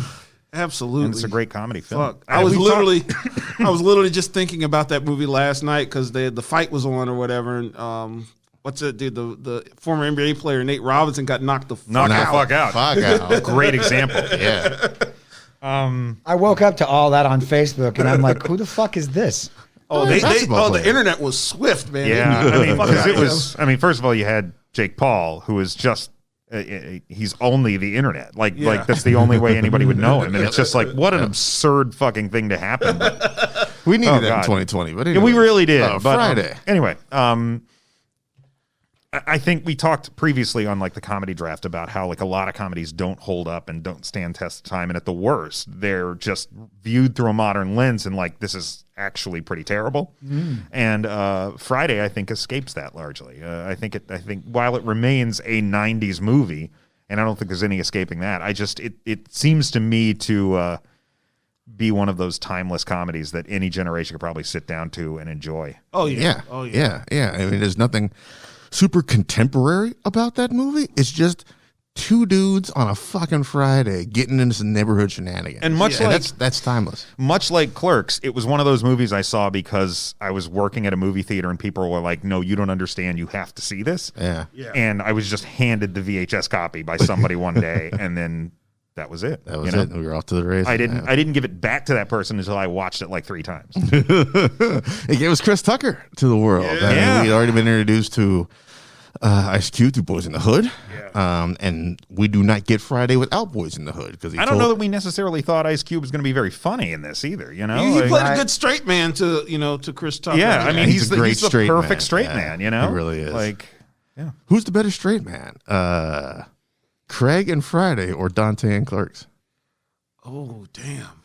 Oh, it's Ice Cube. I Yeah? think he's the best straight man. Yeah, okay. Yeah. All right, then right on. All right, well, He's a straight man that gets his own moments. Like, Yes. gets his own moments to Yeah. genuinely be funny. Yeah. well. Bye, Felicia. Yes. I love that generations these days use that phrase not knowing where that came from. Yep. Yeah, exactly. I'm going to go ahead. The whole game got fucked up now. It's like- Well, it was like between Friday and one other joint, and now it's between that same joint and a different joint. Yeah. And I'm trying to figure out which nostalgia do I go with. yeah. And I think I'm going to go with the nostalgia of The Sandlot. All right. Oh, Funny yeah. story. That was the other movie I was trying to decide between. I was like, I was like, it was either Friday or The Sandlot, and I know whichever one I don't pick, I'm sacrificing because it's not going to make it back around to. Right. Yeah. So, no, good pick. Yeah. The Sandlot, baby. Yes. Yeah, actually, that might be, no, that's like number 12 on my list. I'm doing pretty good on my list. That's so good. far, No, actually. that's Yeah, oh man, come on, man. You're killing me small. It's on shirts. Yes. This is the movie that taught me, I was much like Smalls, had never heard of s'mores until this movie. And I was like, what the fuck is a s'more? And then they explained it, and I was like, what, this is a thing that exists? Like, you can actually do this in the real world? and yeah, it's you don't even have to be a sports fan to love this movie. It's just a great kids fucking off during the summertime Yeah. type movie. Everybody can relate to that. And everybody Yep. can relate to that, man. Yep. It's just getting into wacky, zany shit with your friends. You all got that one thing you're afraid of that ends up not being a big deal at all in the first place with the Beast. And then you have the one kid who's actually serious about this shit and sticks to his dreams. And that's how you get, was it Benny the Jet? Yeah. Yeah, it's just all around dopeness. I always loved when I was a kid. And actually, my son is like this at that age that I was now. Kids just getting into adventures as a team and then just going through shenanigans together. I always liked that. And this is one of the, everybody talks about Goonies, but this is like the other great example of that. it's the '90s version of Goonies, That's right? exactly like what it it is, yeah. scratches the same itch. Yeah. This is also where Daryl developed his chewing tobacco addiction. Big League Chew, sir. Grape flavored. Anybody else got anything on the Sandlot there? Oh, man, I just... James Earl Jones, baby. Yeah. Another dude who loved baseball in that movie. There's a lot of great baseball movies out there, but I think The Sandlot goes overlooked as one of the great baseball movies. That's just a fantastic coming of age story. Summer playing baseball, like even before I saw that movie, I was a kid there. Well before that movie came out, I was their age. In the '80s, playing baseball in the summertime with my friends. Man, like I related to that film so much. Now, obviously the time period was different, but the misadventures and being afraid of that next door fence you can't see over and weird noises that come from over there. And that just all of that, like I related to so much of that movie when I saw it. It was just like, hey, somebody been following me around on my fucking childhood and wrote it. Yeah, Put it up there you there, go. And somehow we got Stranger Things. No idea what kind of childhood Pete had. All right, pretty then. much. Jamon is on you, sir. All right. I did grow up in Indiana, Hawkins. Hawkins. Do this a little different here. Let's go Oh ahead. boy. Oh boy, he's gonna Jackson it up. Yeah. You gonna steal Pete's movie before Pete can get it? Oh, absolutely not. There's no way in hell I will ever end up happening. I can't wait to get to the end of this list just to hear what it was you guys thought I was. I gonna can't say. wait till you get to it. Yeah, and I draft can't it. wait to it, and then we'll tell you. I'm gonna pass the fuck out when you get to Okay, it. I'm gonna go ahead. Let's go ahead and take Malcolm X off the board here. Oh, damn. Wow, you're going heavy with it, huh? Yes, Spike Lee, man. That's Spike Lee. the one that should have won him the Oscar. Yeah, what fucked him over that year? God, I can't remember what it was. I think to it look wasn't. that up It right wasn't your now. boy Forrest Gump, was it? No, because that was 2 same years year. prior. Okay. Malcolm X was 92 or 93. Okay. 92. 92. Yeah. So let's see, 1993 Man, because Academy Award. whatever it was, it would have pissed me off regardless. Be like The Firm or something stupid like Yeah. that.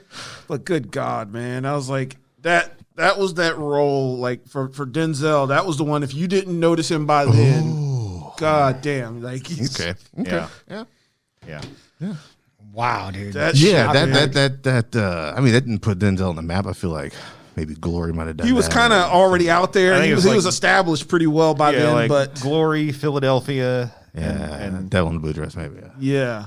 But this was like his tour de force right there, man. He was like, as much as Yeah. I love Training Day, this should have been the one. Yeah. When the big actor gets tapped to play a real person, Yeah. like somebody that really existed, and the entire character study is about them. Yeah. You know, I think that's, you know, what was it? What was the movie? Fucking Gary Oldman was Winston Churchill. The Darkest Hour. Hour. Darkest Hour. Yeah, that was another one. It's like that was his His time to probably shine, his yeah. time to shine. You know what I mean? And he lost himself in the role.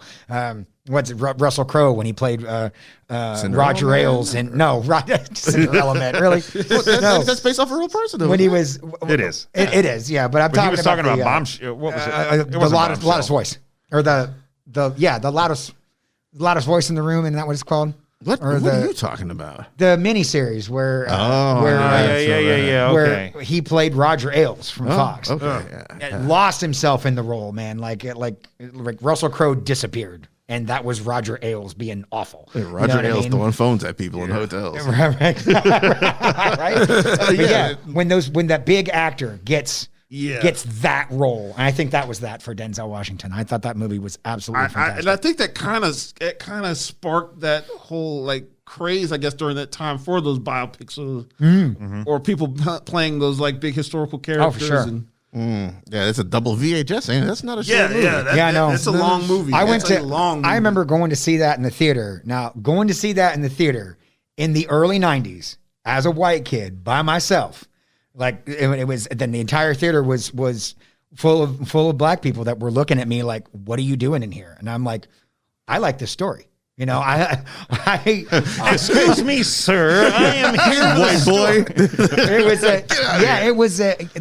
it was one of those cultural moments for Yeah. you know Yeah, when you grow up in absolutely. Indiana, you know, you're growing up in Indiana and you live in a town where there aren't any minorities, and then you decide you're going to go see a movie like that, and it's like, you know, we're talking about the early '90s, man. Like this is right after the Rodney King riots. Pete had to drive to Fort Wayne to watch it, and on the way out of town, there were just a bunch of guys leaning against pickup trucks staring at him. Wasn't even nominated for Best Picture. Damn, That's that is messed up. that's See an it. injustice right there. All right, Jamon, your next pick. Sir. Next pick. Let me go ahead. I'm gonna have to go in genre with this one here. I don't have any genre picks. Like, Okay. I'm gonna go ahead and take Star Trek: First Contact off the board. Oh wow! I feel like you're taking a page out of my book right there. That's what you're doing.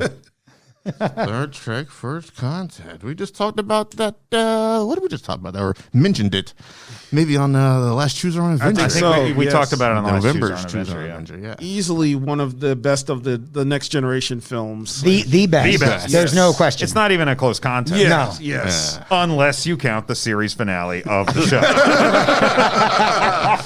But oh my god, like like Captain Picard doing his best Ahab. Yeah. the line must be drawn here. yes. Calling Worf a bitch on the bridge. He You Like, they wrinkly-headed literally- son of a bitch. literally the entire when he called him a coward, the entire like theater theater. just gasped. And he looked him dead in the eyes like, had you been any other man, I would have killed you for saying that. Like, And Picard would have been like, Worf, you got your ass waxed on this bridge so many times. What were you going to do? I'm pretty sure Troy tossed him at some point. That tactical railing's got a permanent imprint of your fucking cheese grater head. Is on the railing of tactical right now. I think it's like the first movie I ever saw Alfred Woodard in, and I was like, oh, she's yeah. dopeness. James I think it's the first Cromwell. James Cromwell. Cromwell's very good. Before I found out what a giant villain he is in every movie. He's shifty as fuck in movies. There's nothing. I think the scene that really gets me is or just all the Picard Ahab stuff. Really, I know you're not the biggest Picard dude. I mean, I'm a big Picard dude, and that's my problem with the movie. I think. It's like, I feel like the show takes great lengths to have him deal with this in a psychological way, and then like the movie's like, fuck it, I'm shooting everything. I was like, part of the problem with, I think, Star Trek on the big screen is there's this push to make it more action driven, grandeur, and finding the right balance is really, really tough. Like on the one hand, you might go too far in the exploration. And get Star Trek Star Trek the motion picture, and if you go too far in the other direction, you get Star Trek Beyond. You get Justin Lin. Yeah, yeah, right. Like so, they're opposite ends of the spectrum. Yeah. But like finding that right balance is really, really tough. And I think, to its credit, I think First Contact does like the best within that parameters as it possibly can. I think the best example of that is Star Trek 2. But, I mean, I enjoy First Contact. I like First Contact a lot. I think the score, Jerry Goldsmith's score, is really great. But I feel like it's not as far as Picard goes. I feel it's a little dishonest. That's my thing. I'm still bitter that during the sci-fi draft, I had Empire and Star Trek 2 both on my list and still didn't win. That's fucking because you had 8 other shitty choices on there. That's how that works. Lock it up. They were not shitty choice. A couple of them were, but. Don't worry. One of those shitty choices is still up to come. Man, it's like the Lakers. You have a bunch of guys, and then you had Kobe. Well, you're gonna win. I don't think that's how that works, sir. I don't think that's. So, also shout out to Reg Barkley getting a little bit of love in that. Oh yeah, I did love that Reggie Barkley scene. Yeah. Okay, it is over to me. I realize number 7 on my list is still on there, and I do believe I'm going to go ahead and take that now. Not her first movie, but it introduced the world to how fine Rachel Weisz could be. The Mummy. The Mummy. Yes. Well, not even on my list. Not on my list. Serious? Yeah. Poprikans fucking love The Mummy. Y'all are you serious? That's where I draw the line. That's the line. In fact, I take back everything I said about the year 1999. Listen. You take out Brendan Fraser, you put it in Harrison Ford, and you have another dope-ass Indiana Jones movie. Yeah. I think that's my problem. I was not going into the theater to see that. I didn't know what to expect, because thinking, a remake of The Mummy, it's going to be straight horror. All right. And then when you go in and it's like, and it's like a fucking comedy adventure. Yeah. Yeah. And I think that's the best way to reboot something, is to put it in a damn whole different genre. Yeah, absolutely. And it's so much fucking fun. Yes. Man. I do think everybody was trying to find the new Indiana Jones movie at that point, like what's going to be the new franchise. And out of all of the attempts, I think The Mummy was probably the best shot anybody took at it. All right. There's no probably about it, sir. There is. Yes. I personally like Mummy Returns slightly better than the first too. one. Me too, man. I think Mummy Returns is a superior film. I think Mummy Returns is only a half step behind The Mummy. Yeah, I think the Mummy Returns, I was like, I actually liked this one. The Mummy, I was like, I don't know if I liked it. Really? Yeah. The Mummy, I never went back to. I was like, I'm good. See, I go back Mummy to Returns, I've seen a couple times now. Yeah, me too. I go back to Mummy before I go back. I've gone back to both, quite a few. But I've gone back to The Mummy more than Mummy Returns. And we don't talk about the third Mummy. Oh, no. Wasted Tomb of the Dragon Emperor. Tomb of the Dragon Emperor. And Michelle Yeoh. Jeez. Like, yeah. fucked up twice in the movie. Jesus Christ. Yeah. But yeah, that's my pick, man. The Mummy. Always fun times, man, when I watch that movie. Oh, yeah. Brian, it is up for you, sir. Okay. So it is. I am okay. I'm gonna shuffle here just a little bit, because I'm gonna go with my number 8 pick. Oh no! Bump 7 to 8. Wait, we're 7 right now. What are you doing? And I am gonna say The Fifth Element. Damn it! I thought you were gonna go Volcano, man. No, I want to keep my Chris Tucker movies back to back. Oh, okay. You know what? Makes sense. Can't wait for that Money Talks draft. Hey, we can still get Rush Hour, right? Yeah, you can. Directed by Brett Ratner. It's out there. Directed. Yeah, that's the only thing. Well, we've got a few problematic ones on here. Yeah, we do. All drafted by Brian. Yeah, Fifth Element, man. I can, like, much with you and Mummy, I just can't get down this. Yeah, I get that. It was like one of those movies you see, and it's like, this is really bizarre. It's really out there. It's not like a straight sci-fi movie. And as one of my fellow theater workers said, when I asked him if he had seen it yet, he's like, not gonna watch it. I'm like, why? He's like, come on, the Fifth Element is love. Just like that. And it's like, A little too Captain Planety for him, I think. But Mart. God, the visuals in that movie and the effects and Leeloo Dallas multipass became a thing. Who saw that becoming a meme? Like 15 years after the fact. But yeah, I just that movie's a lot of fucking fun. And Gary Oldman is fun in it. Hamming it up, man. Tiny Lister is the president. So that's a back-to-back Tiny Lister. Oh my God! So Ian Holm. a lot of fun. Ian Holm, Vito Cornelius. Who was that little punk ass kid that's with Ian Holm? Luke Perry?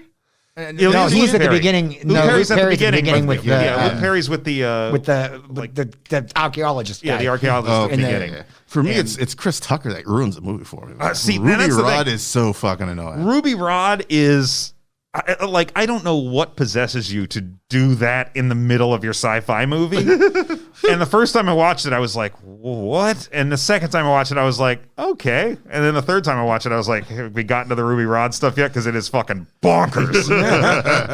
And the diva sequence, the fight scene with the diva singing, like, oh my God, there's so much cool.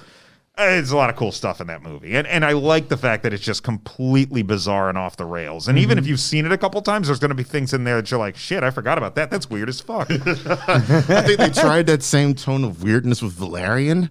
They did. Yeah. And it didn't. Womp It didn't. womp. Yeah. That weird Eric Serra score, putting a crumpled bow on the proceedings. A crumpled bow. I really like The Fifth Element a lot. Yeah, man, I dig that flick too. I remember going to see that the very first time Yeah. and coming out of the theater going, that was the stupidest thing I've ever seen. Because I remember seeing the trailers for it going, oh, this is going to be like some cool sci-fi. And then I watched it and was like, what is happening? When I went back and I went, oh, it's a satire. Yeah. Then I understood. It was like, oh, wait. So all this stuff makes sense. And the McDonald's and Ruby Rod made sense because that would have been the hyper realization of every radio station ever, because that's what he was a radio DJ. Right. And it's like all of that stuff that I hated about the film suddenly clicked in and made all kinds of sense. And now it's one of my favorite movies. I feel a little pissed off now that you snagged it from me because it was going to be in this drop. But Boom. All right. It's on my list. Not this. not not anymore. It's not. Not this list. The list of gaping blind spots. Oh, they gave Yeah, a blind it's spot. real quiet over here. Now we shit. see why. All right, Pete, this is your 7th, 8th, 9th, 10th. This is your 7th. So now we're getting into you guys' territory of whether or not he's going to draft this movie. Let's Okay. see. All right. Pete, So- you get your 2 back-to-back. All right, so I've got a couple here. Don't let us down. The first one I'm going to pick is the one that gave us one of the top comedy voices of our day. It gave us Jim Carrey. I'm going to go with Ace Ventura, Pet Detective. Oh, Back call. Ace Ventura is. I've gone back and watched it recently. It's gotten a little bit of hate on Twitter lately. Problematic. Yep. yeah. It is kind of a problematic. Which I is can why see. it is not on my list. I can see where it would. Yeah. Yeah, I got some issues going. Yeah. But- you cannot deny Jim Carrey's foolishness and ridiculousness. No, and on-set antics. he gave us he gave us an entire brand of physical comedy, a brand new brand of physical comedy for that. He came out like a force of nature. It's- Goodness. Yeah, he did. It's why Yeah, he did. it's why the world knows who he is because of this movie. Yeah. And everything that he did after was compared to the success of Ace Ventura because it was shot with a very, very small budget. He was the first one to kind of there was like SNL was making movies at this point, and then it was like, well, now In Living Color's making some movies, and Mad TV was trying to make some movies, and like let's make movies based on these characters. And Ace Ventura came along, and all he did was grab elements of Fire Marshal Bill and all the other characters he was already doing on Living Color and smashed them into this bizarre that he's a pet detective. Just so say he's a that detective. enough times. Say that enough times, and you realize actually that movie's pretty funny. Yeah, right. And then you watch it. So it was made on a shoestring budget, and then made like 9 times its money back. You know what I mean? And immediately catapulted Jim Carrey into stardom. And The Mask, which was filmed before Ace Ventura, they didn't know money, and what are we going to do with this film? Ace Ventura hits, and they go, put out the mask. Put out the mask. Put it out. Yeah. And then there was again, it was like Jim Carrey's killing it. And you know, unfortunately, it also gives Cameron Diaz. Yes, but look at how it gave us Cameron Diaz. Come on. Were you gonna say, Brian? I was going to say that, like, the nice thing about Jim Carrey is that, like, he's kind of got this similar on the scene, kind of just bursting on the scene as, like, Adam Sandler does in the early 90s, right? In those movie roles. But Jim Carrey knows when to go dramatic and succeed there. And, like, I think to this day, I can only think of, like, 2 notable dramatic roles for Adam Sandler. All right. Punch Drunk Love and Uncut Gems are like the Spanglish. only 2 I can think of. Spanglish, yeah. I love Spanglish. Yeah. But like Jim Carrey kind of vacillates back and forth between like dramatic roles and then just like batshit crazy. Yeah, he had like, Dr. number 23. Or the number 23, the Man in the Eternal Moon, Sunshine of Spotless Mind, Man in the Moon, and Truman then Me, Show. Myself, and Irene. And Man in the Moon, of course, going back to what we were talking about, when you take that one actor and you give them that one iconic character role. Yeah, let him go nuts. Man in the Moon was that one for Jim Carrey. And I mean, we would have none of that if it wasn't for Ace Ventura: Pet Detective. Boom. And what is your next pick right after that, sir? My next pick right after that All right, this is you guys' last chance here. legit one of my favorite movies of all time. Here it is. Here it is. You guys might have nailed it. we get a very iconic character from this film. Oh, I don't like it so much anymore. Nope, it's not it. Wait, no, it's still good. Still good. Be. Okay. We get a very iconic character from this film, and it kind of gave us a fun twist about this character. We get Kaiser Sose from this movie. I'm taking The Usual Suspects. I thought it was Kuato. That's what you guys For thought? the record, I thought Kuato was where we were going. That's not the one I And a picked, fun but it twist was- with this character. I was like, okay. Not on my list, gentlemen. Bullshit. I want to see it. You can see it when I'm done. I'm not erasing anything. But He hits the Usual delete button real quick. There's not enough observers here. I want to see it. now remember, I loved Total Recall for being the action spectacle it was, and Arnold Schwarzenegger and everything. But I'm trying to, I with this movie draft, I wanted to pick like I said, seminal movies, like the movies that really that stuck around. And I don't think really anybody thinks about Total Recall anymore. You know what I mean? Shit, I do. Much as I Daily like. basis. Well, I mean, we're nerds. We like that Got shit. 3 tits in it. That's Star Trek 5. I think about them all the time. Pete, But based like- on the number of tits in that movie, you've thought about it at least 5 times in the last hour. But get on with the Usual Suspects. There- One at a time. that's triple top flopping. If you're just Oh, man. Triple top Jesus. flopping. I was not ready. write it down, Daryl. Write it down. Triple Write it down. top flopping Triple top open. flopping. But yeah, The Usual Suspects. Again, we bring back Giancarlo Esposito. Comes back. He's the inspector looking for, trying to find out what's going on. I forgot he was in that. You got an absolutely stellar cast. Gabriel Byrne. Benicio. Benicio del Toro, fucking a monster in that completely inventing a character. Oh, God. Stephen Baldwin. Kevin Pollak. Kevin Pollak, what happened to him? He got his own podcast and got successful and disappeared from the screen altogether. There's no Joe Rogan, I guess. He's actually interesting. And then, Yeah. Pete Postlethwaite. Pete Postlethwaite. Oh, man. Postlethwaite. Shout I out can to never Pete say his name right. Postlethwaite, yeah. Mr. Postlethwaite. Kobayashi. Yeah, Mr. Kobayashi. And I loved. Okay, so that was Usual Suspects is another movie that I was able to watch with my son. Now, my daughter didn't watch it; she wouldn't have given a shit about that. But my son, he sat there and was like riveted. And by the time they got to the scene where he starts looking around the room and the bottom of the coffee cup and the Poster board. And all that. fat, like orca fat, and he starts seeing. And he goes, "Wait a minute!" And then he sees the walk, the shuffle walk, and then the leg turn. Yeah. That is one of the best twists in cinema, man. I just hands down, like The Usual Suspect. I even know the ending. And I will still go back and watch that flick. The Usual Unreliable Suspect- narrator, the movie is the exactly. title for it. Exactly. Chaz Palminteri is That's Dave Coulion. another Brian Singer Agent movie. isn't Coulion, it? yeah. With Kevin Spacey. Inside. yeah, I know. Again, problematic in 2020. Yes. But prior to that, I mean, The Usual Suspects. Fucking Just Usual Suspects. Top like, I 5 can't, endings. Absolutely. You know, and that's one of those Good things. Is stuff. like, how am I? You know, with all of that stuff that we know about those two now, how am I supposed to not watch The Usual Suspects again, or not watch fucking Baby Driver again? You know, right? like, Yeah. Right. All right, Brian. Absolutely. yeah. So that was my thing: Ace Ventura and The Usual Suspects, and now I'm down Nice. to 2. Boom. All right, All right, down you to guys got 2. 2 more chances to get whatever the fuck you're looking for. Mr. Martin, it's on you. I guess I'm going You got about 25 minutes. Total Recall, huh? No, I'm not going Total Recall. I am going to pick Baz Luhrmann's Romeo and Juliet. Wow. Romeo plus Juliet. Yeah.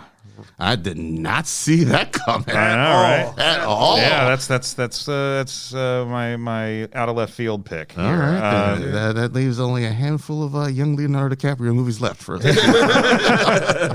I mean, it was hard to find in like the year before Titanic came out a girl between the ages of 16 and 20 who had not seen this movie Right. 8, 9, 10 times and listened to the soundtrack on repeat for a year. If by a girl you mean me, because I fucking love this movie. Yeah, it's great. I mean, like visually stunning. Just again, there are good ways to make adaptations of things, and I think Shakespeare, up to that point, had really lent itself to pretty much straight adaptations, just because it's a play. Okay, we can turn this Take a into a stage movie. play into a movie. Yeah. And a lot of those are really great. Kenneth Branagh's Hamlet was really, really good, and like Much Ado About Nothing was really good. Mm-hmm. But this, like Baz Luhrmann saying He takes that shit I'm gonna do always this. to the max. It's just turned up so much. Like it's just insanity. Yeah.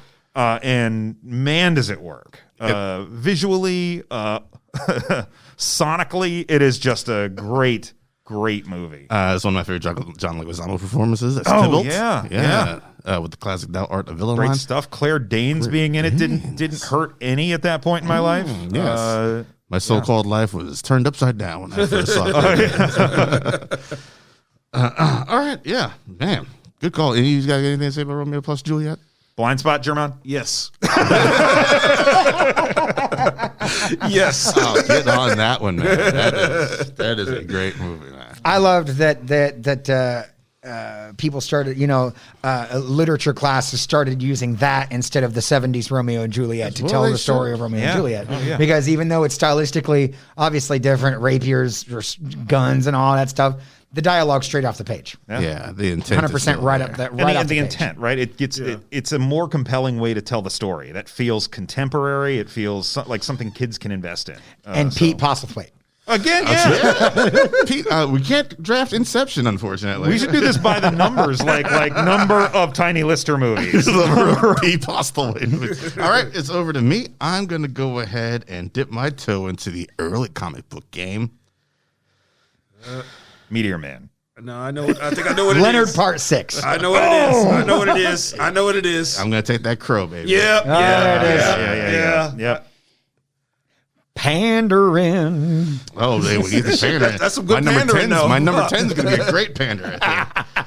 Some good ass pandering. Some good ass pandering right there. Delicious. He dipped his balls in it. Gives me my gauntlet back, man. It'll be great. Pandering. Yeah, I mean, fuck, it's the crow, dude. It's its own entity as far as like superhero comic book movies. Yeah. Before the big boom, not a huge budget, perfectly cast with Brandon Lee. Like the grimy, gritty grunge. That's the word. The grunge tone of it Yeah. all. That soundtrack. Yes. All throughout yeah. it. We got some Stone Temple Pilots STP on there. in there. Ernie Hudson just hamming it up all over the place. Michael Wincott. Yeah. Top Michael dollar, Wincott, yes. yeah. Oh, just the cast of colorful characters like T-Bird and Fun Boy and that Tintin, whole right? and Yeah. Tintin. Yeah, it's just there's nothing bad about that movie. Like the ending is a little bit but it's still just a fun movie. They have not made a good Crow movie since that. No, sir.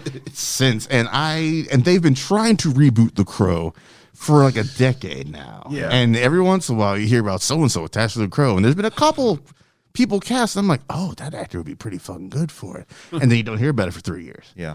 And at this point, just don't. Let it be.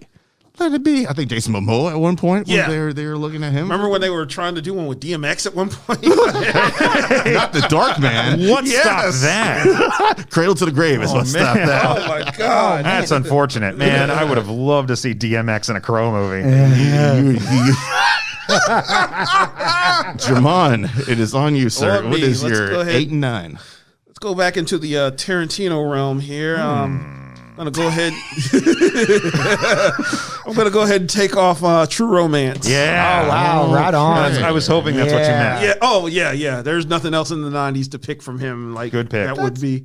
I mean, It's not arguably bad. it was good, but I It's not wouldn't. gonna get I you the wouldn't votes. consider it. Yeah. Yeah. True Romance is a Dude, solid that shit choice. is an amazing film. Like Yeah. the only like I'm actually curious to see what it would have looked like had he actually directed it as opposed to Tony Scott. Yeah. But still, Hey, man, just Tony Scott did this thing. yeah, the stack cast, man. You just can't. Yeah. Antonio Banderas. Yeah. Tim Roth. Christopher Walken, Dennis Hopper. Like, Brad Pitt. yeah. Yeah, that's right. That's right. That Christopher Walken, Dennis Sam Hopper, Jackson they're one of had the a cameo in greatest there. scenes of all time, dude. Oh yes, yes. One of the great. I love that Gary scene, man. Oldman just disappeared into that role. Was it The Drexel Spivey? Yardy dude or whatever he was, that Jamaican cat? Yeah, the Drexel Spivey. He was just like, Drexel who is Spivey. this? Who is this dude? It's like, Drexel Spivey is the dopest name Yes. of all time. Yeah. And he looked like a James guy named Gandolfini. yes. Oh, I forgot You can about just that. keep going on and on. Yeah. Chris Penn, I think it was like. Yeah. Yeah. Jeez. It's there's a That got Chris Penn the job in Reservoir Dogs. I Yeah, think. really? yeah. And it's so much good about True Romance. What is your penultimate? Let's see. And then my next scene, let me go ahead and we'll go ahead and pull some of that Christmas love off of here. Let's go ahead and take Home Alone off the board. Oh, that's a good one. That's a good. I didn't put that on my list because I wasn't thinking about. That was on Christmas. my list. That's not even close. That to is being, a no. great pick. Yes, it's like a live action Looney Tunes cartoon, man. It really It's- is. They should not have survived, guys. Yes. I saw somebody on Twitter recently described it as Saw for kids. Like, Yeah.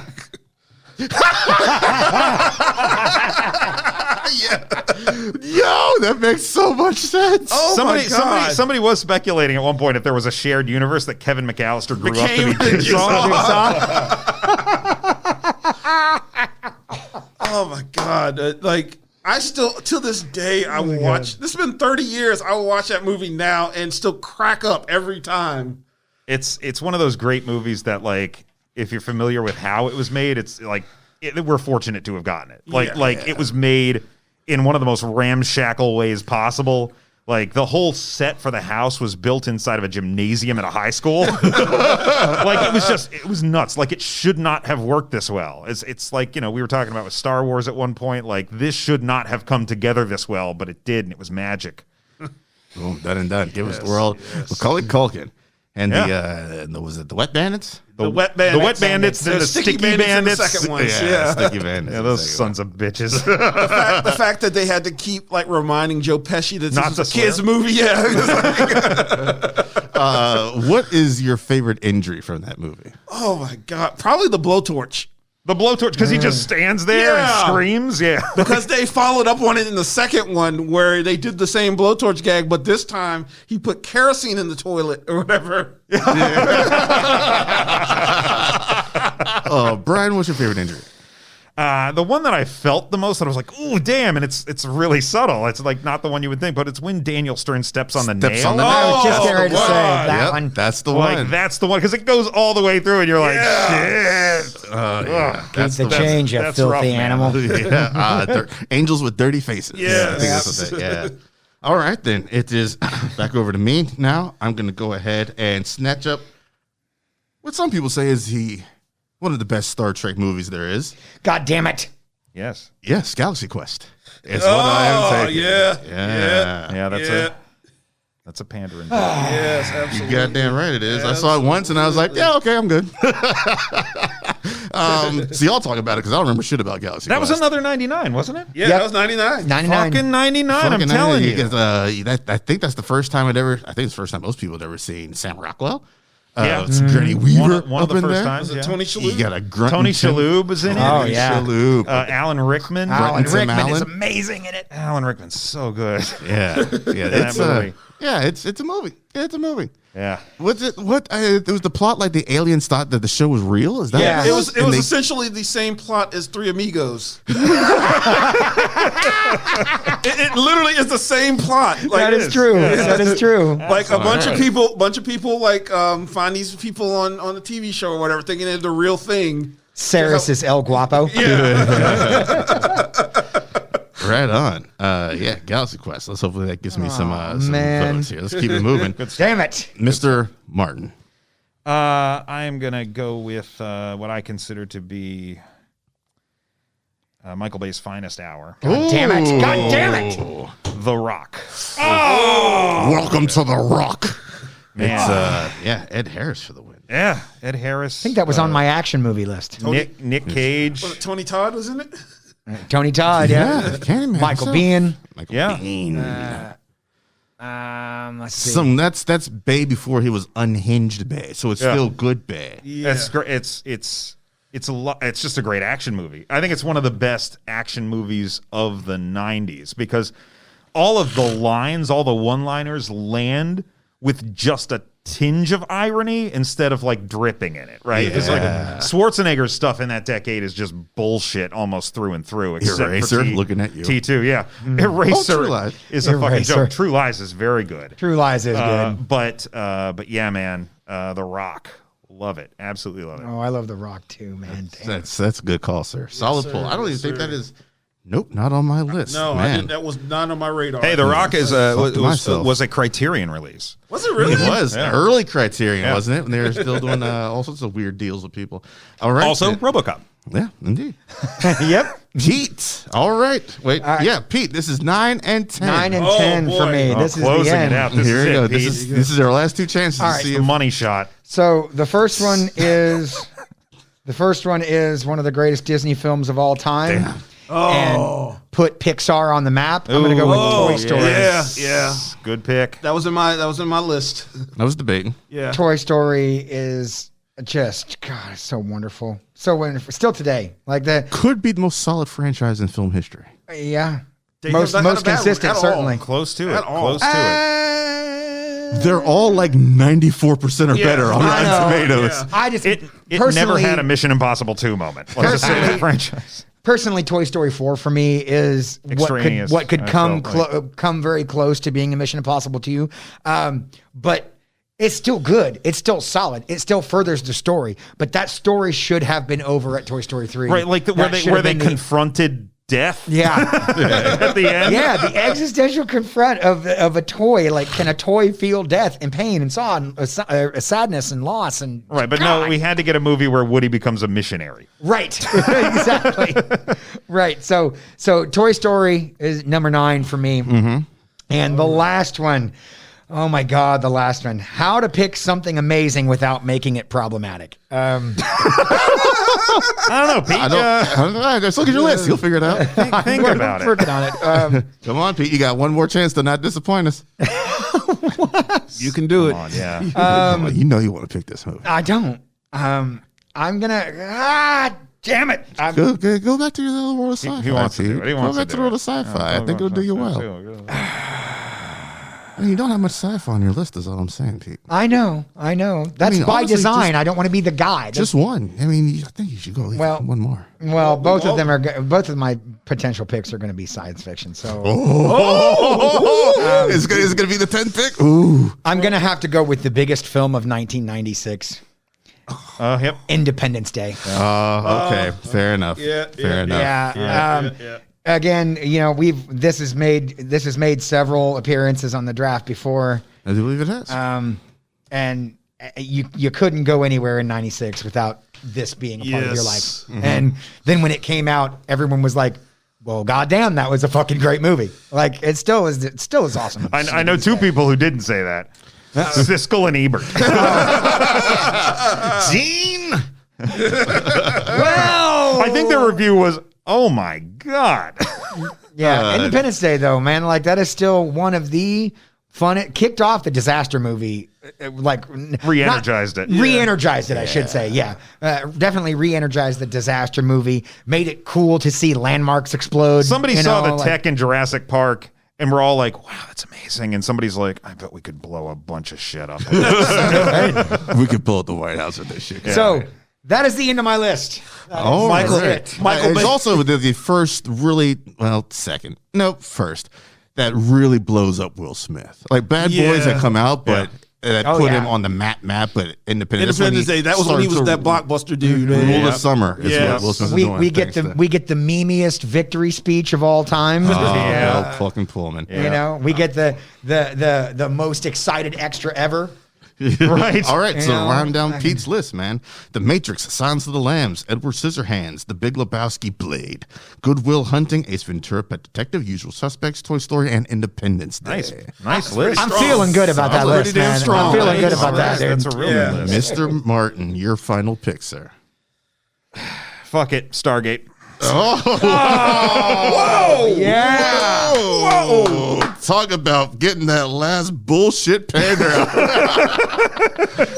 You got Manfredonius. Look, I got one vote on that one. Manfredonius.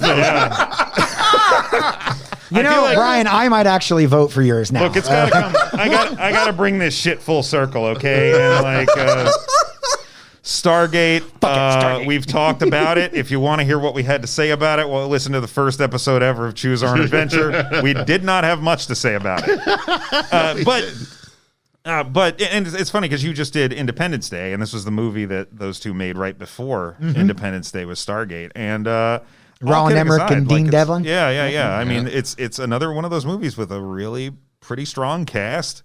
For like an early 90s sci-fi movie. Kurt Russell's in there, James Spader. I thought it was a very good premise, too. And it's a cool premise. Like the idea was great. It's very unusual, right? It's like it's a really kind of bizarre movie. It really buys into the Chariots of the Gods philosophy. Like. Exactly, yeah. I don't know that we needed like 50 seasons of television shows afterwards. And Richard Dean Anderson needed 50 seasons of television. He's like, I got kids to feed. He's like, speaking of Total Recall, that never got picked by Pete. But you know what else didn't get picked by Pete? Fucking Star Wars Episode 1, The Phantom Menace. I wasn't touching that with a 10. No Star Wars movies on my list. I thought about making it my 10th pick. No. All right, Brian's list in its totality. Goodfellas, Terminator 2, 7, Clerks, 6 Sense, Friday, The Fifth Element, Romeo plus Juliet, The Rock, and Stargate. God, Brian, that's I'm feeling pretty good about that. dude. That's an incredible list too, man. Like, Do you see what I did though? I've got 7, 6, and 5 all represented in titles of films. And one of the things I really wrestled with was whether to make those the numbers of the picks. This guy's got a whole theme going. It's meta to it. I'm going to go ahead and take my final pick, I think. Listen, we talked about it already once and how we enjoyed it and how good it is. I'm just going to go ahead and take the Green Mile off the list. there you go. There you go. Yeah. Boom. The Green Mile. Probably should have went with another one, but that's a you good movie. know what? I'm going to. Can I mulligan? Ew. Okay. Ooh, mulligans on the draft, man. Come on. Never mind. I just saw one that my eyes had completely skipped over. And fuck me. Was it Starship Troopers? Because Pete's eyes skipped over that too. He's the one. How did you let us down, man? How did you let us down, man? Can't, man. Thought he was going to double Verhoeven again. I thought he was going to double over. You You could have that done Starship what's Troopers. the other one? No Verhoeven on the list. Yeah. Oh, man. The Just when you 90s think you- was Verhoeven's decade, and That there's was no his prime. Yeah. Just no when you think you Verhoeven know on the that. list. Yeah, Green Mile, we talked about it already. So my final list. God damn it. God damn it. Oh, I should have made this one last look. I think that could have. Okay. Anyways, my final list: Jurassic Park, The Shawshank. That's a different movie. That is not. Is Woody Allen in that? The Shawshank Redemption, The Tombstone, Scream, The Iron Giant, The Sandlot, The Mummy, The Crow, The Galaxy Quest, and The Green Mile. You have a lot of the on your list. Okay, well, I do the Don Front Galaxy Quest. All the best movies are the something. Yeah. Yes, The Starship Troopers. German with the final pick, bring it on home, buddy. Pick, man. Let's go ahead with a great 90s pop culture icon here. Let's go ahead and take Space Jam off the board here. Ooh, Space Jam. Yes. Solidifying the fact that Jamal will not three-peats. I was just getting ready to say, like, Dude, did you want to win again, or Michael Jordan, dude? He is just like, Yeah, I mean, there was nothing more miniseries 90s is fresh than in everybody's head. I think this is a good time to pick straight Space people Jam. still wear the Toon Squad stuff. That's true. Those are homeless people, Jamal. I think they dropped that over some like African village, like dropped the T-shirts out. those are in Botswana? Right When now. the Toon Squad won, they dropped all the Monster Squad jerseys off.